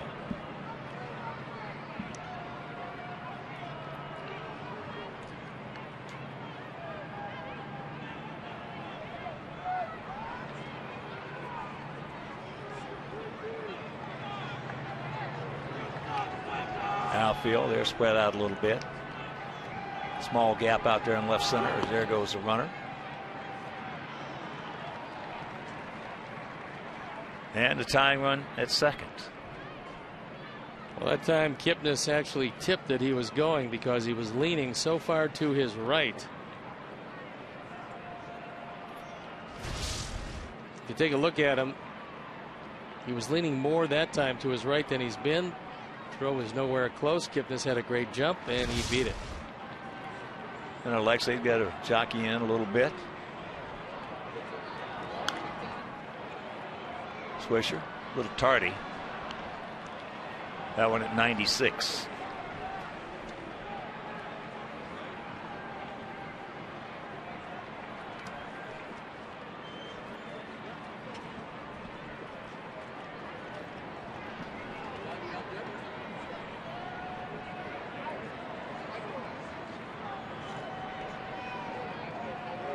There he goes.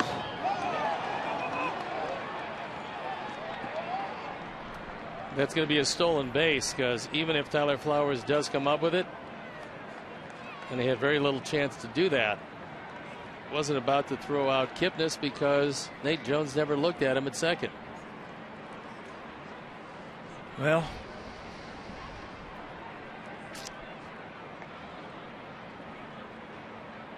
tough just to give him third base. And essentially that's what he did. You got to look back a couple of times, especially when you know that Kipnis, who is a base stealer, is there.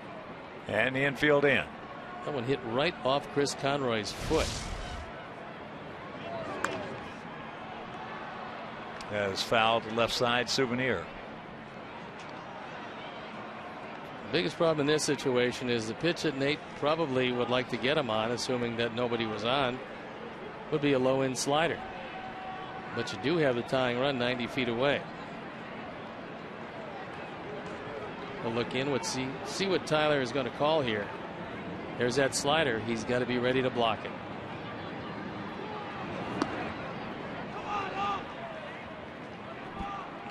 Full count. Rayburn on deck, but they've got a couple of left-handers down in that dugout.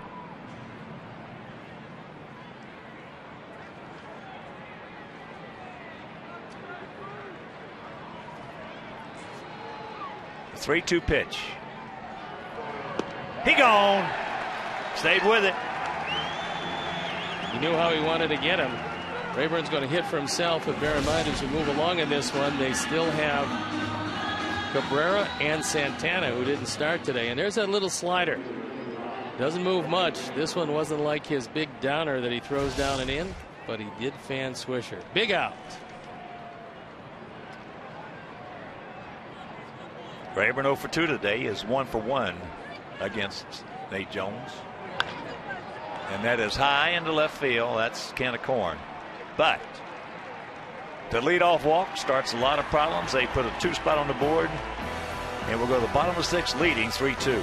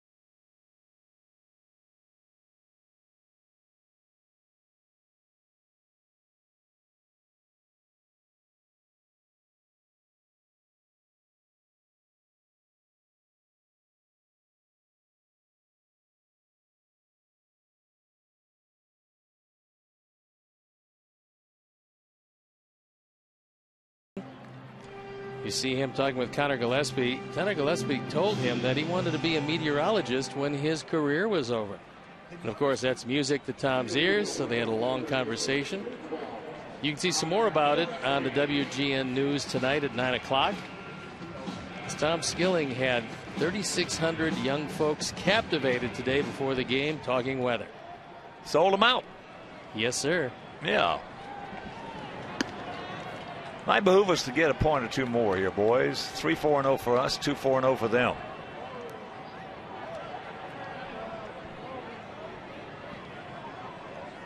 Connor is grounded to first and walked. And pops up to first.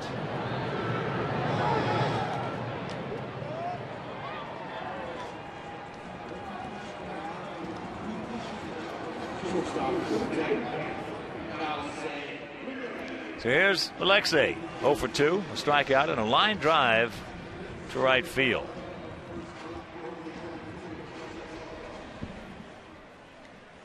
It was caught. Outfield straight up, spread out about equidistant. There's just a rolling breaking ball. 1-0.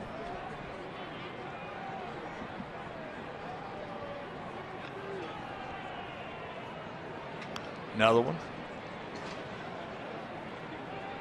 And gets away with it. The surprising number there is the 5 walks. McAllister came in with 3 all year. That's in the hole. Nice play right there, but he's going to have to just should have stuck it in his pocket. So the infield single.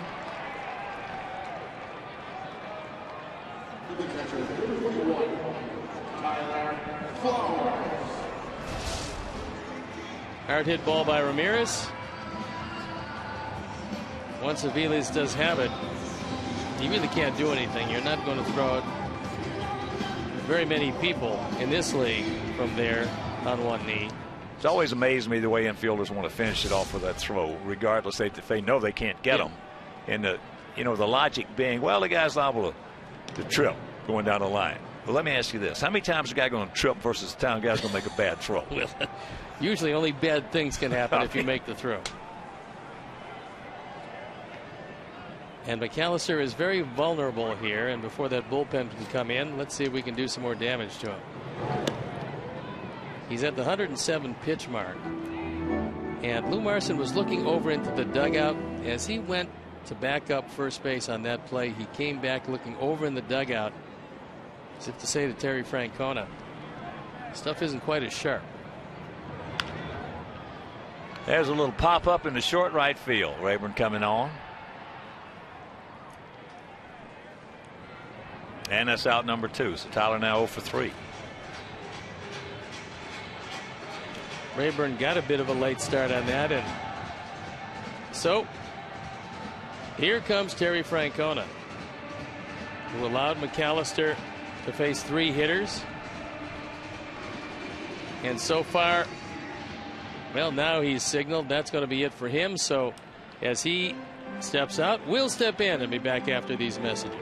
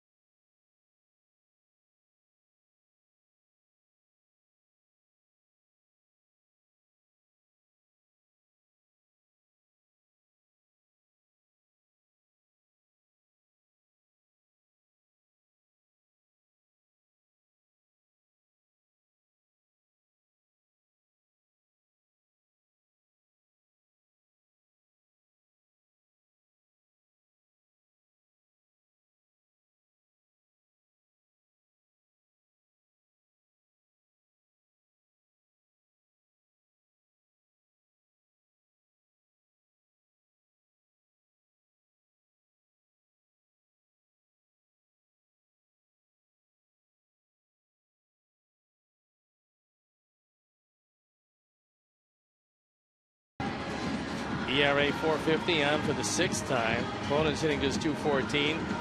He's become a situational left-hander after starting his career with the Chicago Cubs. They thought he was going to be one of their great starters of the future. Hasn't worked out that way, but he's found a home in the Tribe pen.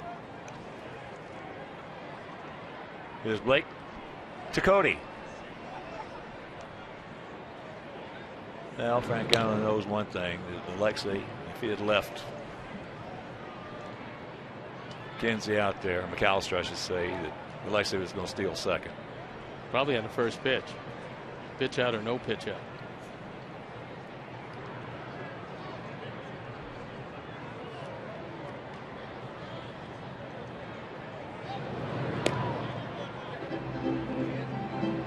If you're just joining us, we had one in the first. Added 2 more on a 2-run homer by Alex Rios in the 5th, and then they picked up 2. Helped with a leadoff walk there in the top of the 6th. That's where we are right now, the bottom of the 6th.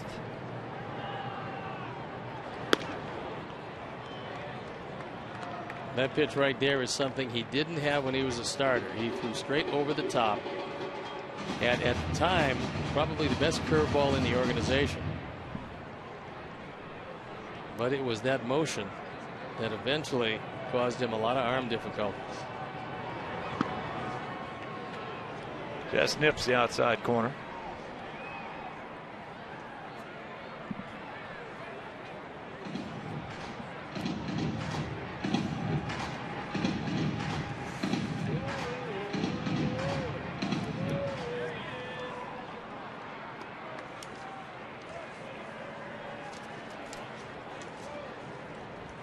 They got him picked off.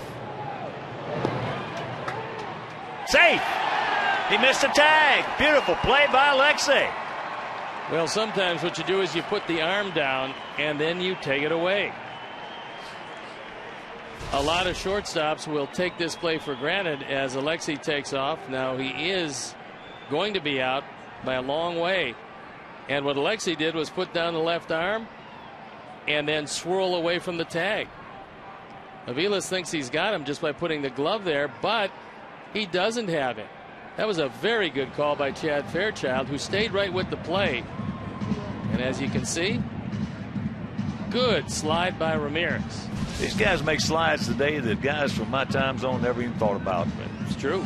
I'm telling you, we just had either a little hook right, a hook left, or a little pop up. Very creative, these guys today. It's probably going to go as a stolen base. It's got to be. Oh, wow. Big sweeper right there.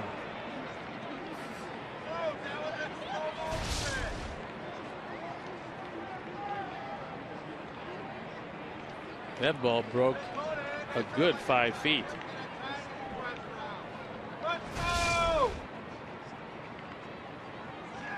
The 1-2. Another one. Blake stayed with that one a little bit better.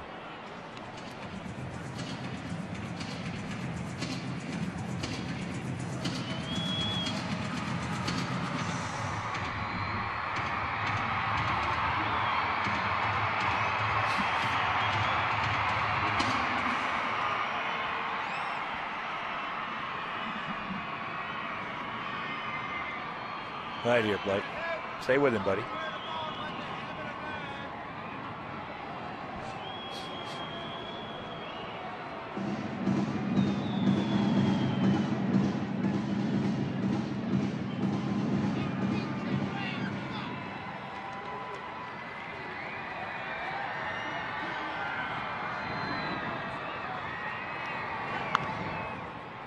Another one. Those last two, not even close to that first one he threw in.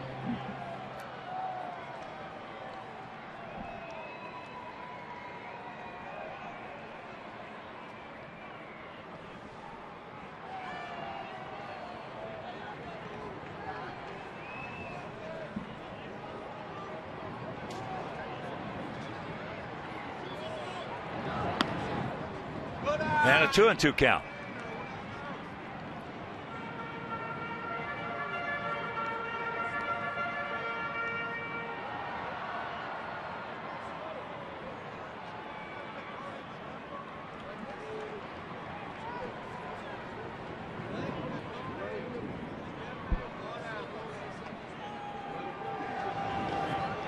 Got him with that big curveball. And he throws it high, and he just does come down in time.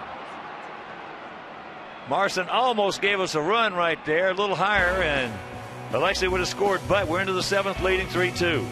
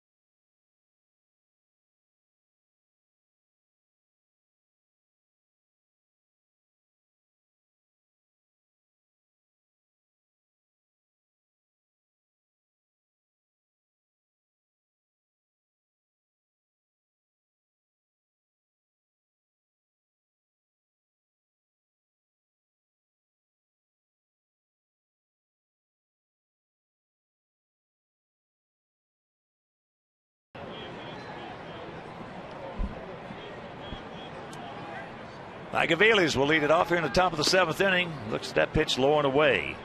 Aviles has grounded to third very hard, and he's grounded softly to second. Outfield shading him slightly to the right. They're spread out. Come on, Nate. No walks, buddy. You don't have to be that fine. And he's throwing 96, 97, 98.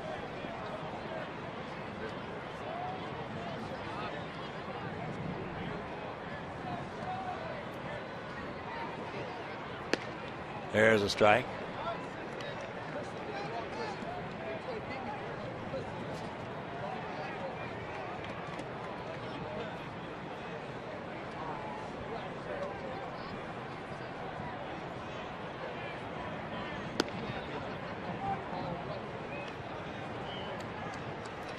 Three and one.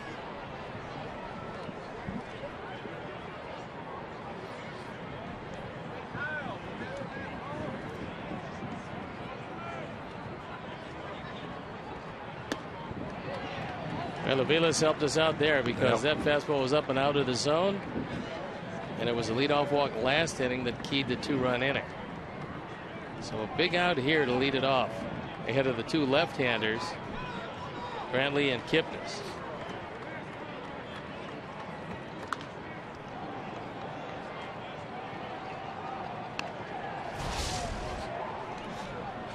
Here's our AT&T U-verse replay, and this ball almost gets over the head of Reynolds.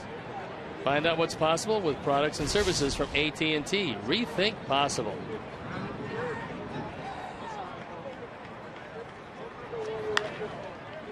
That's into right field.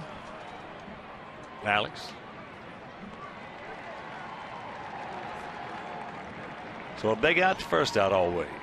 Here's Chisenhall. He has lined out a low line drive into left field that Diaz stayed with it, made the catch, and he is fouled out to Gillespie. We told you about the two switch hitters that Terry Francona has available on the bench. One of them, Carlos Santana, has been hitting the ball pretty well of late.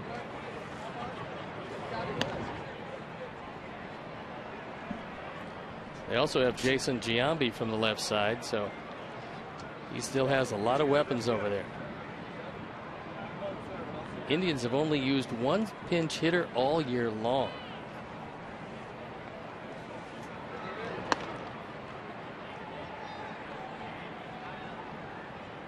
And he falls behind Chisenhall, 2-0. Matt Thornton loosening up just in case they decide to go with the left-hander for Marson.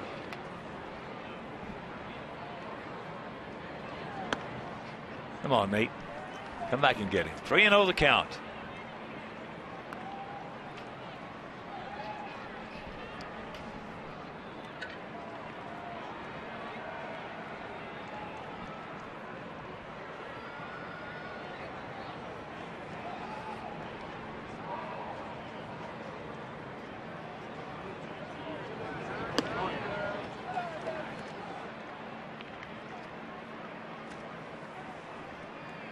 So here's Marson.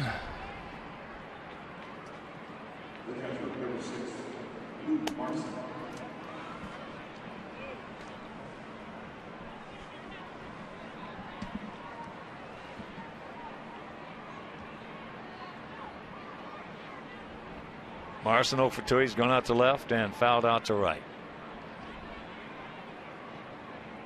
Chisenhall has yet to attempt the stolen base, and he's just got a short lead over there.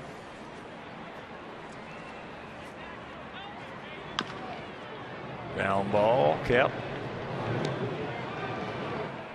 They get the lead man. 2 down.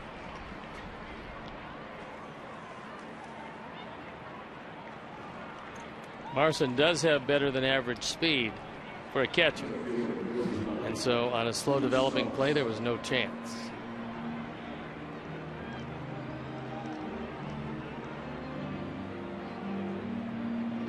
So here's Stubbs.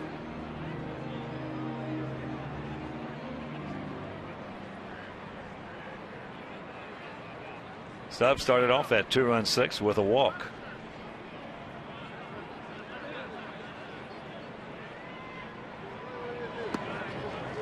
Takes ball 1.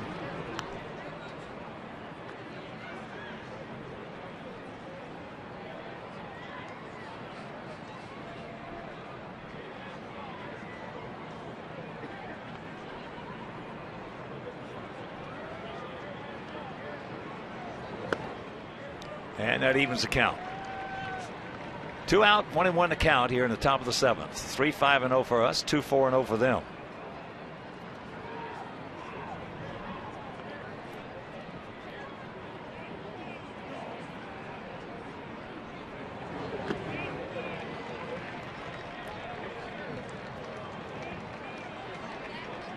Now you don't have to be real fine here. Don't let him back into the at bat. 1-2 is the count.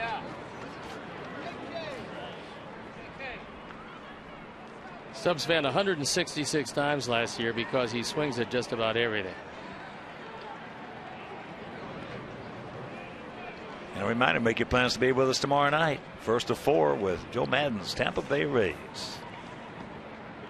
Chris Sale against Jeremy Hellickson. Thursday, Friday, Saturday, and Sunday against Tampa Bay. 2-2 the count. Tampa Bay still has one night game to play against the Yankees. That in Tampa Bay.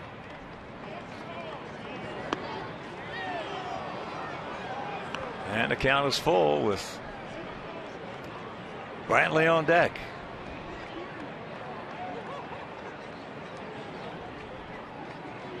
Adam Dunn should be probably a step behind Marson at first base, but they decided to play him in front. And that is popped up. Thank you very much. Watch out. Come on. That gummit. That'll retire the sides. 7th inning stretch. We lead at 3-2.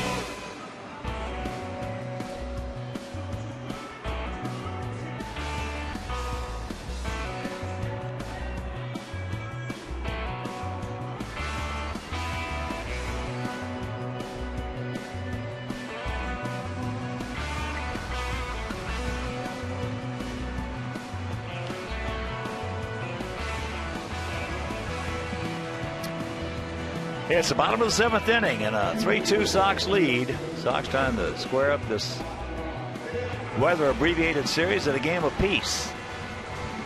Well, taking a look at Rich Hill, he does something that most left-handers don't do, and that is he actually falls off the mound to the first base side.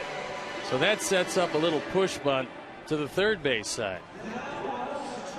He is one of the few left-handers in all of baseball that has that idiosyncrasy after he delivers the ball.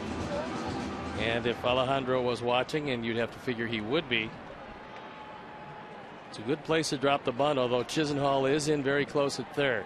Alejandro has a bunt single already in this game, also a walk, a stolen base, and a run scored.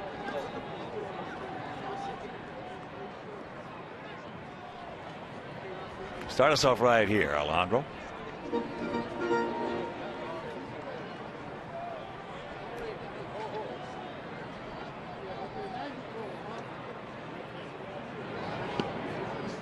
That one comes back to grab a strike. 98% of left-hand pitchers will fall off the mound to the third base side. And Hill, even though he's a breaking ball pitcher these days, comes off the mound right at the first base dugout. There's a high rolling curveball. It's foul. Well, it's a good trick if you can do it, because you're going to hide the ball a little bit better. Pretty hard to do, because you figure, especially when you're coming across with the slider, in order to get it outside, you've got to follow through. In order to follow through, you usually have to fall off the third base side, but for some reason he doesn't do it that way, and apparently he makes it work for him.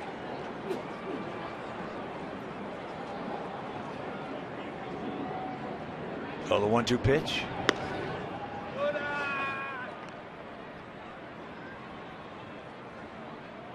The pen is up for the Tribe. Nick Hagedorn and Brian Shaw.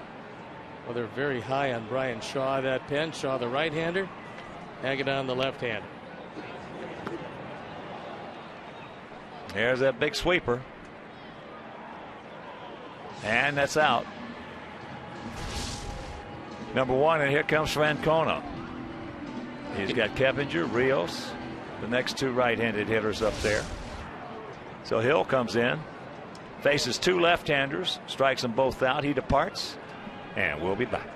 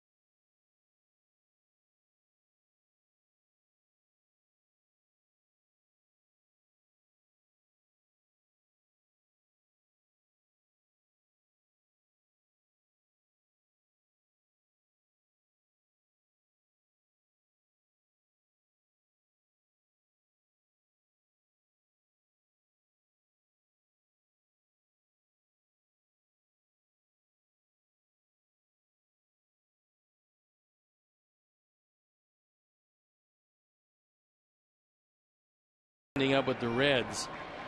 The Indians got a couple of pitchers out of that, one of them Shaw. and right-handers just 2 for 18 against him, and he'll be facing a couple of right-handers in a row. Keppinger 2 for 3 with a run scored and a run knocked in as that pitch taken wide. 1-0.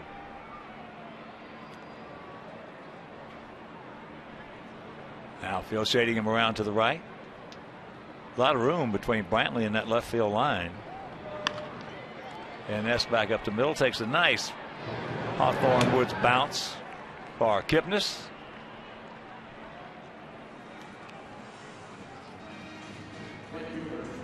The difference in this ball game is the 2-run homer by Alex Rios in the 5th inning. It's our 4th home run drive of the game.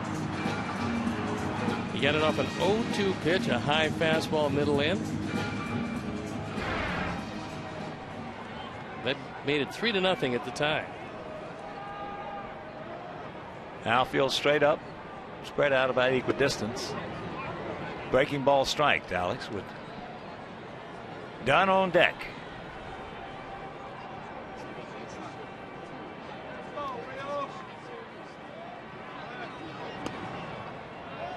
Curveball. 0-2.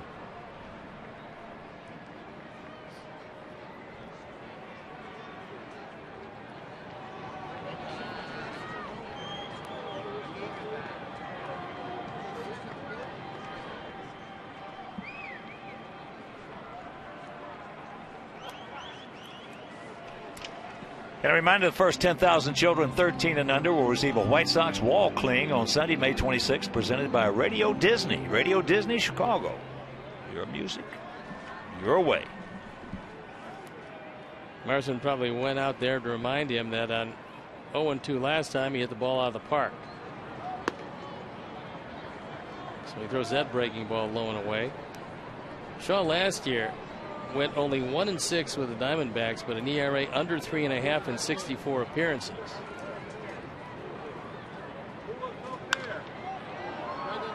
That's into right field.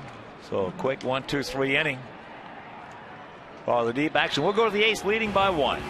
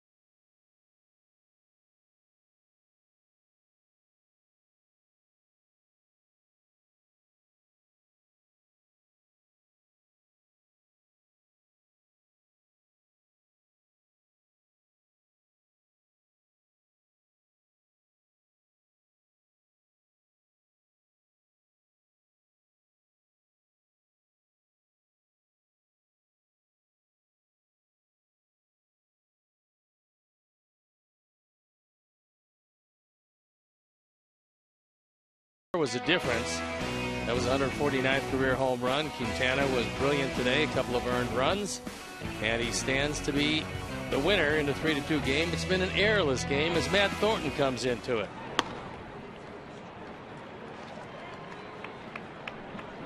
He's going to face the top of the order. Brantley, Kipnis, and Reynolds. There you look at the numbers. 0-1 on for the 9th time. Brantley 2 for 3 in this game. Make it 2 for 4. Your Chicagoland and Northwest Indiana Honda dealers, as reliable as the cars themselves. Here's Kipnis. 1 for 3, an RBI, a couple stolen bases. He's faced Thornton 4 times and he has drawn the column.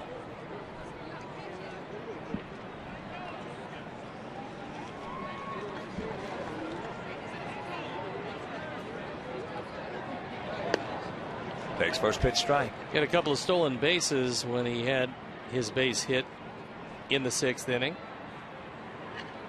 But fortunately was stranded at third, representing the tying run. 0-2 the count. 3-5-0 for us, 2-4-0 for them.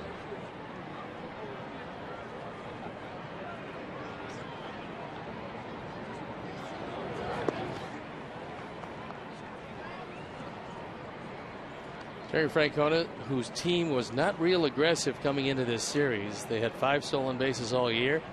They have 5 stolen bases in 2 games against our ball club.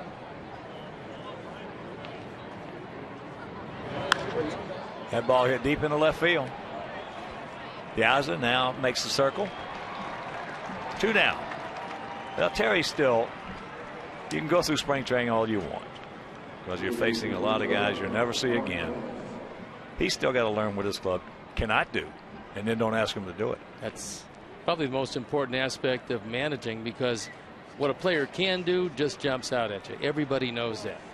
Knowing what they can't do takes some time, some patience, and some observation. And any new manager, he can guess. He's played against him in the other dugout. He just hasn't played with him in his own dugout. So looks like that's going to be it for Matt Thornton, as Robin goes to the pen. He wants Jesse Crain. So as Matt steps out and Jesse steps in, we'll depart and be back after these messages.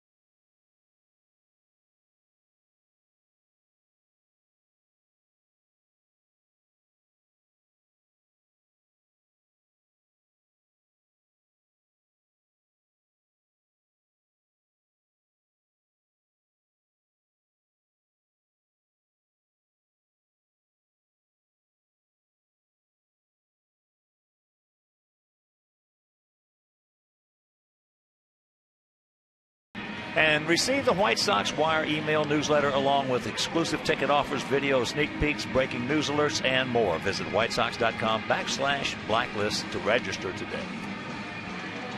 Jesse Crain comes into the ball game. He is pitcher number 4 used by Robin, and with the rainouts and a couple of off days, it's really helped the pen in this streak of 20 consecutive days, 20 games.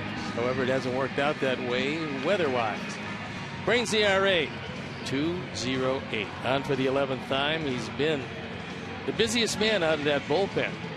The only member of the pen with double-figure appearances.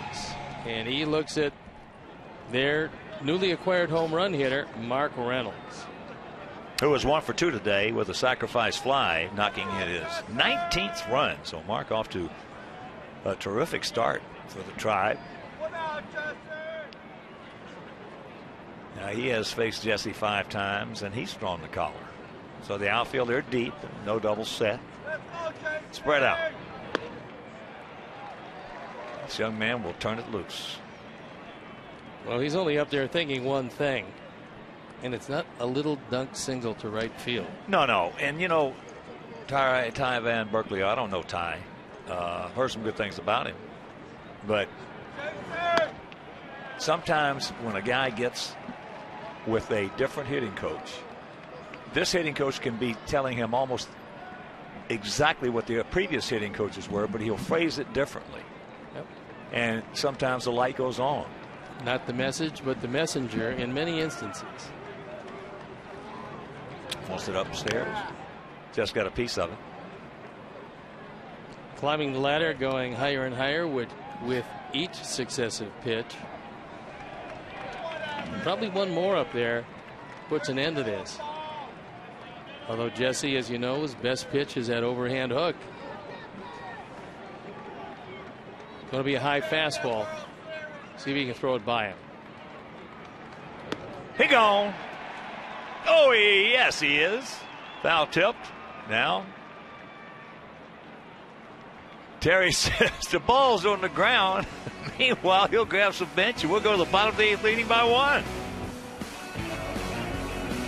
Well, that's because on his follow through, he knocked it out.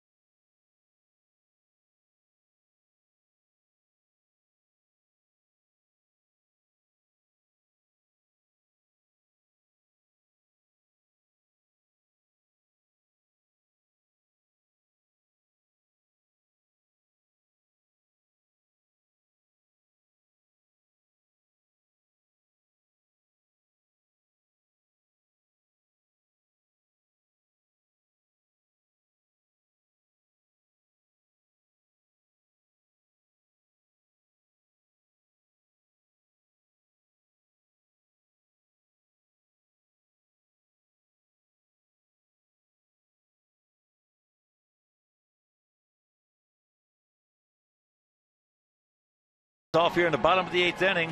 Sox lead at 3-2. Adam 0 for 1 with a couple of walks. Takes ball 1.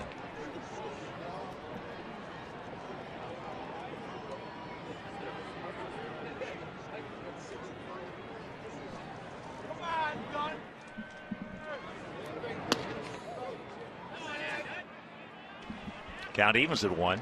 You'd just like to stay at bat long enough for those shadows to creep squarely across home plate. Right now the visibility is still good, but when Addison Reed comes into this, you'd like it to be just a little bit worse. And as you can see where the shadows are moving, once the shadows from the light standard get between the pitcher and the hitter, the ball will come to you sequentially. 2-2.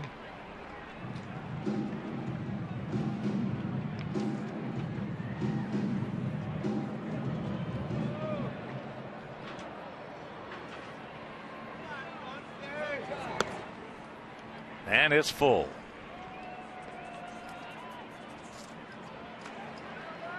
There's a look at Addison Reed. He needs about another 2 or 3 minutes for that light standard to creep across home plate. Just got a piece of it. The Indians feel their bullpen is much improved with the addition of Shaw, certainly, because they already have Pastano and Perez, along with Joe Smith. 3 pretty good guys from the right side. Now Shaw makes it 4, and Rich Hill appears to be a very good situational left hand. Just got a piece of that.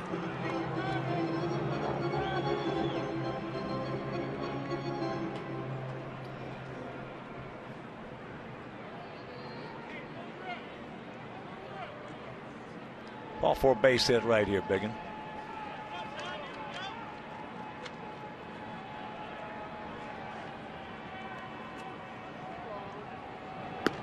And there's ball 4. That's 3 of them today for Adam Dunn, who came in with just 4 walks all year. And now we're going to see a pinch runner for Adam Dunn. And last year, Central Division champion Detroit Tigers are only 4-2 at home this year, but 3 of their sluggers have found Comerica Park to be very friendly. Fielder, Hunter, and Cabrera are each hitting over 450 with a combined 22 runs batted in. It's brought to you by Xfinity Home. Get peace of mind with Xfinity Home, the total home security and home control solution that keeps you more connected to what matters most. Tyler Green in to run, and here's Paulie. Paulie, 0 for 3, he's due. Good quick move, quick feet right there. Nice Shaw. But you're talking about the Tigers, they, like us, have lost 4 in a row. They've been scuffling. Good lead by Tyler. Checks it up and takes strike 1. And quick look at the minor leagues.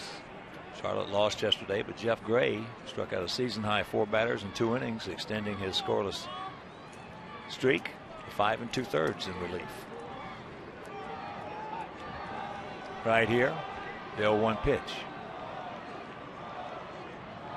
Watch out. That got him square, and hopefully it was up high on the meat of the shoulder. Shaw was certainly not trying to hit Paul Konerko. That'll bring up Gillespie. He wears that padding. That one got him, well, it got him right on the padding. So it could have been a whole lot worse than it was. Well, I'll tell you, now that AJ is gone, AJ had a higher pain tolerance than anybody I've ever seen in a game of baseball. Paulie is our new team leader in that thing. He's got a high tolerance of pain. He's played hurt a lot. Well, you would think that that was going to be it for Brian Shaw. So Terry Francona will go to the bullpen, and we'll be back.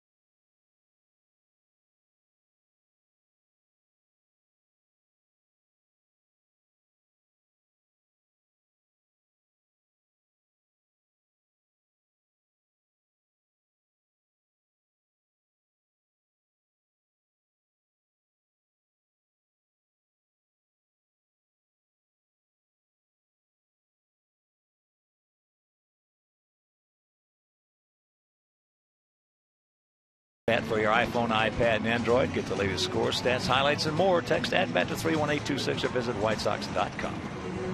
With runners at first and second and nobody out here in the bottom of the 8th inning as our Sox look for a little insurance. Nick Hagedorn comes into the game. His ERA 1.93, on for the 5th time. At one point, he had the hopes and dreams of all of New England on his back as a minor leaguer with the Boston Red Sox, but he came over in a deal for Victor Martinez. And now Dwayne Wise has taken over. He's going to pinch run. Paulie leaves the game.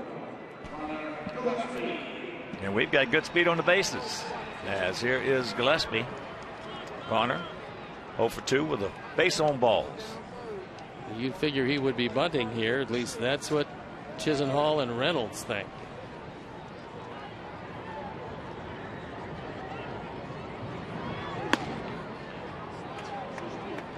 But apparently Robin doesn't think so.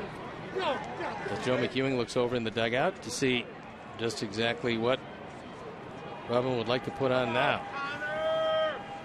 And Hagedorn caught a break with that pitch.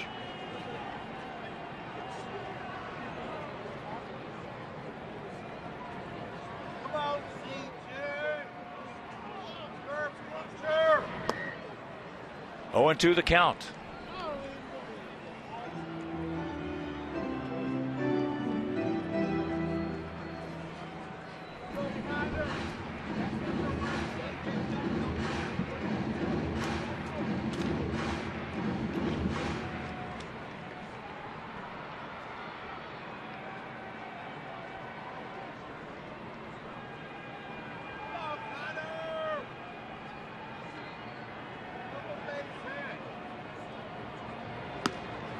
And it's 1-2. Once again, a reminder, tomorrow night, 1st of 4 against Tampa Bay, Jeremy Hellickson against Chris Sale. And if you can't make it again, we'll be over Comcast Sportsnet. Friday, Jake Peavy against Roberto Hernandez. Saturday, Gavin Floyd against Matt Moore. And on Sunday, Dylan Axelrod against David Price.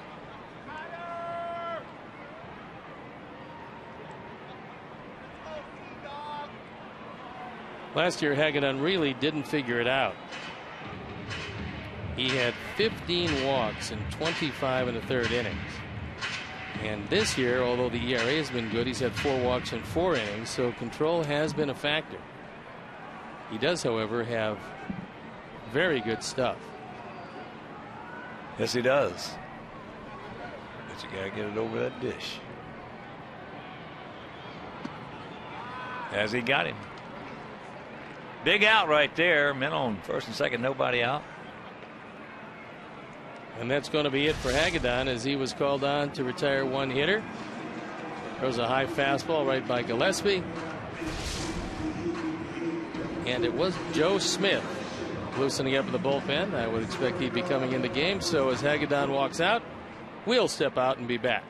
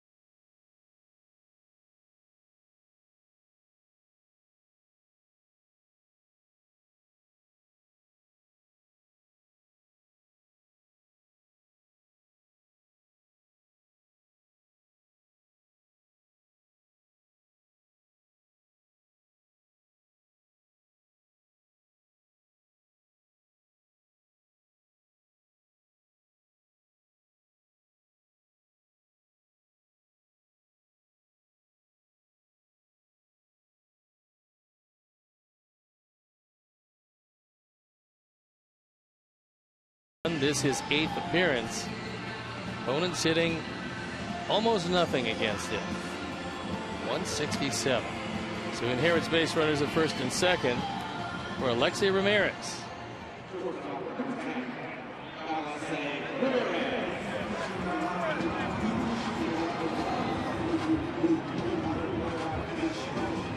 Alexei has faced Smith 12 times, has 3 hits.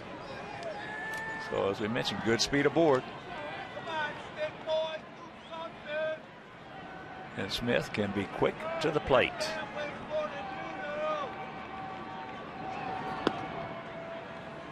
Now, a lot of people are going to say, well, why didn't Robin bunt Gillespie there? If this game had been tied or 1 run down, he would have bunted it.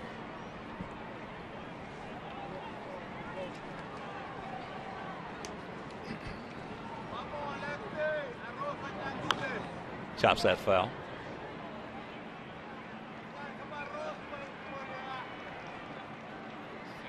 There's Robin giving his signs to Joe McEwing, who then gives his signs to Alexei Ramirez, but also signs to the base runners to let them know what's going on, or if anything is going on. Yeah. And getting back to the bunt or no bunt, Gillespie been swinging the bat as well as anybody on the team. And this should be a rock 'em up. We'll go to the 9th. Swisher, Rayburn, Avila is the scheduled hitters.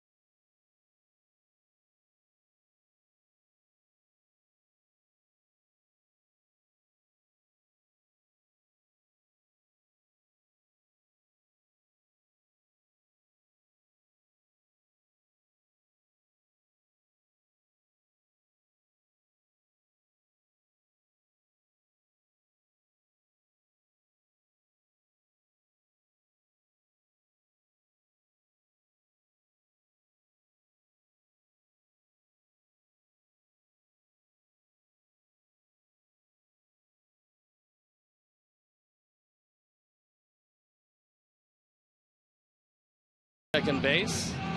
Jeff Keppinger slides over to first. And the closer, Addison Reed, comes on. ERA 1.13, on for the 9th time. 5 for 5 in save situations. He's entrusted a 1-run lead. Opponent's hitting 115. And he'll be looking at Swisher at least. And we'll see what Terry Francona decides to do with Rayburn, because he's got that left-handed thunder on the bench. Swish 0 for 2 in this game with a walk, and 0 for 2 lifetime against Addison. 3-5-0 for us, 2-4-0 for them. Starts them off with a changeup and a good one. Visibility right now a little difficult. We talked about the light standard. You can see exactly where it is. Very much favoring the pitcher.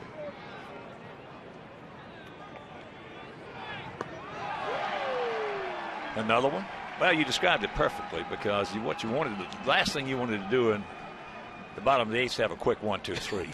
You don't want to do that. No.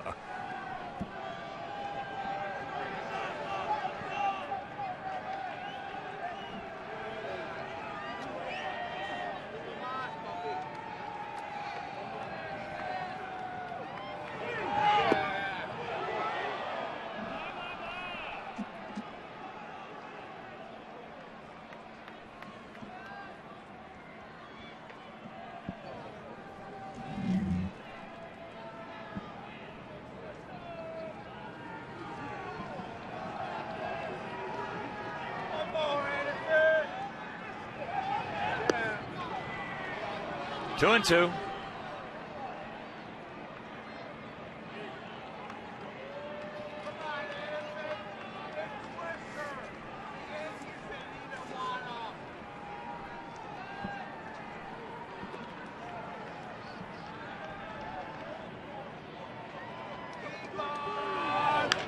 That ball hit high into center field.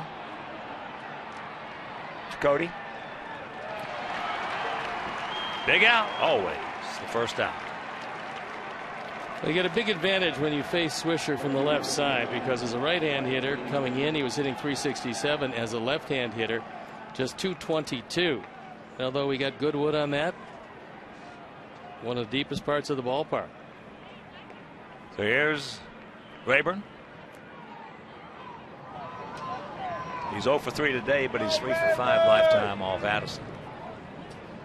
Mike Aviles is still in the on-deck circle, and you wonder if he will indeed hit for himself.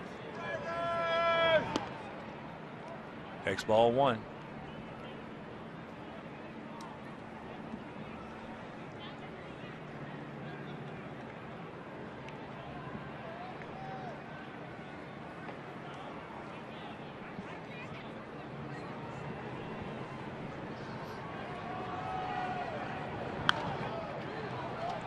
That's back just over Stevie's head.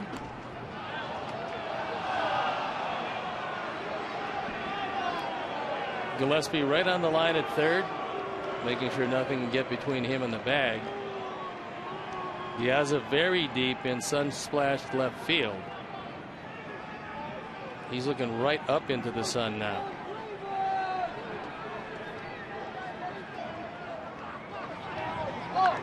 Checks it up. There's a break. Yes, it is.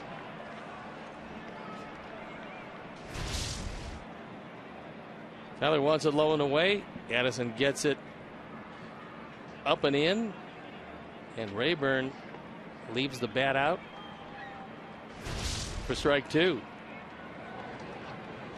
That will dial your derriere pure red as a hitter. 2 and 1, 1 and 2. Big difference. Yo. Would not chase that one, so 2 balls, 2 strikes.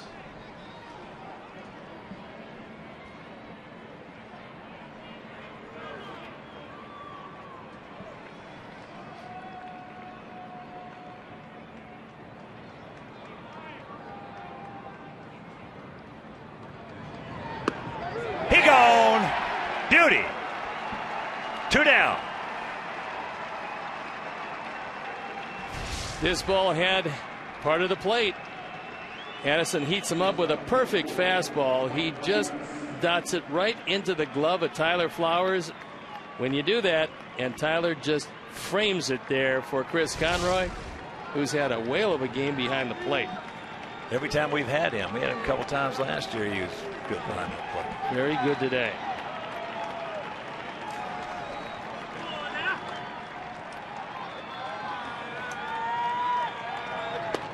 First pitch strike to Aviles. Well, during this funk that we've been in, it'd be great if we could blame the umpires. We can't. No. We hadn't had a bad umpire game yet. Nope.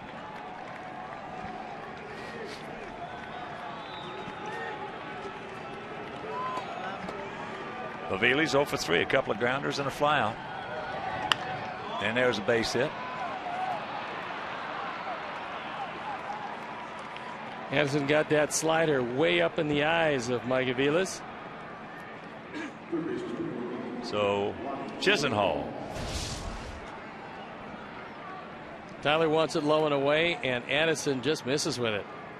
He got it up, and even though it was on the outer third, it went right back up the middle and kept the game alive with the tying run at first. Chisenhall is 0 for 2 with a walk.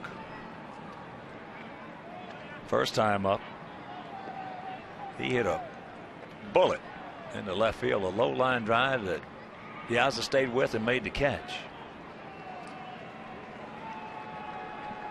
Chisenhall 2 homers, 9 knocked in.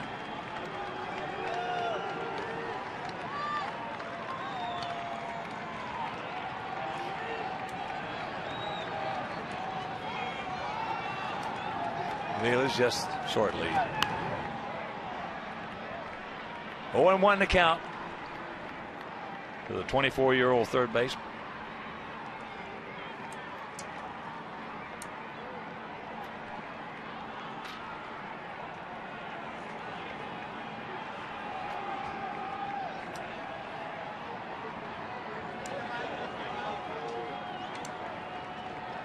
About a half a step bigger lead now by Aviles. Ball hit hard. Look at the play by Alexei. Yes! And this ball game is over. A rocket and a beautiful play by Ramirez. Sox break this 4-game losing streak. They win it 3-2. I tell you, Alexei has been throwing some leather. Well, that was just a terrific play, and you know, occasionally you have to have a laugher like this, where you have it all the way and the outcome was never in doubt. And Addison Reed closed it down. He's now 6 for 6. Outstanding play by Ramirez. Guns it across to get him. And we emerge with a tie in a rain-abbreviated series with Cleveland. So we'll be back after these messages.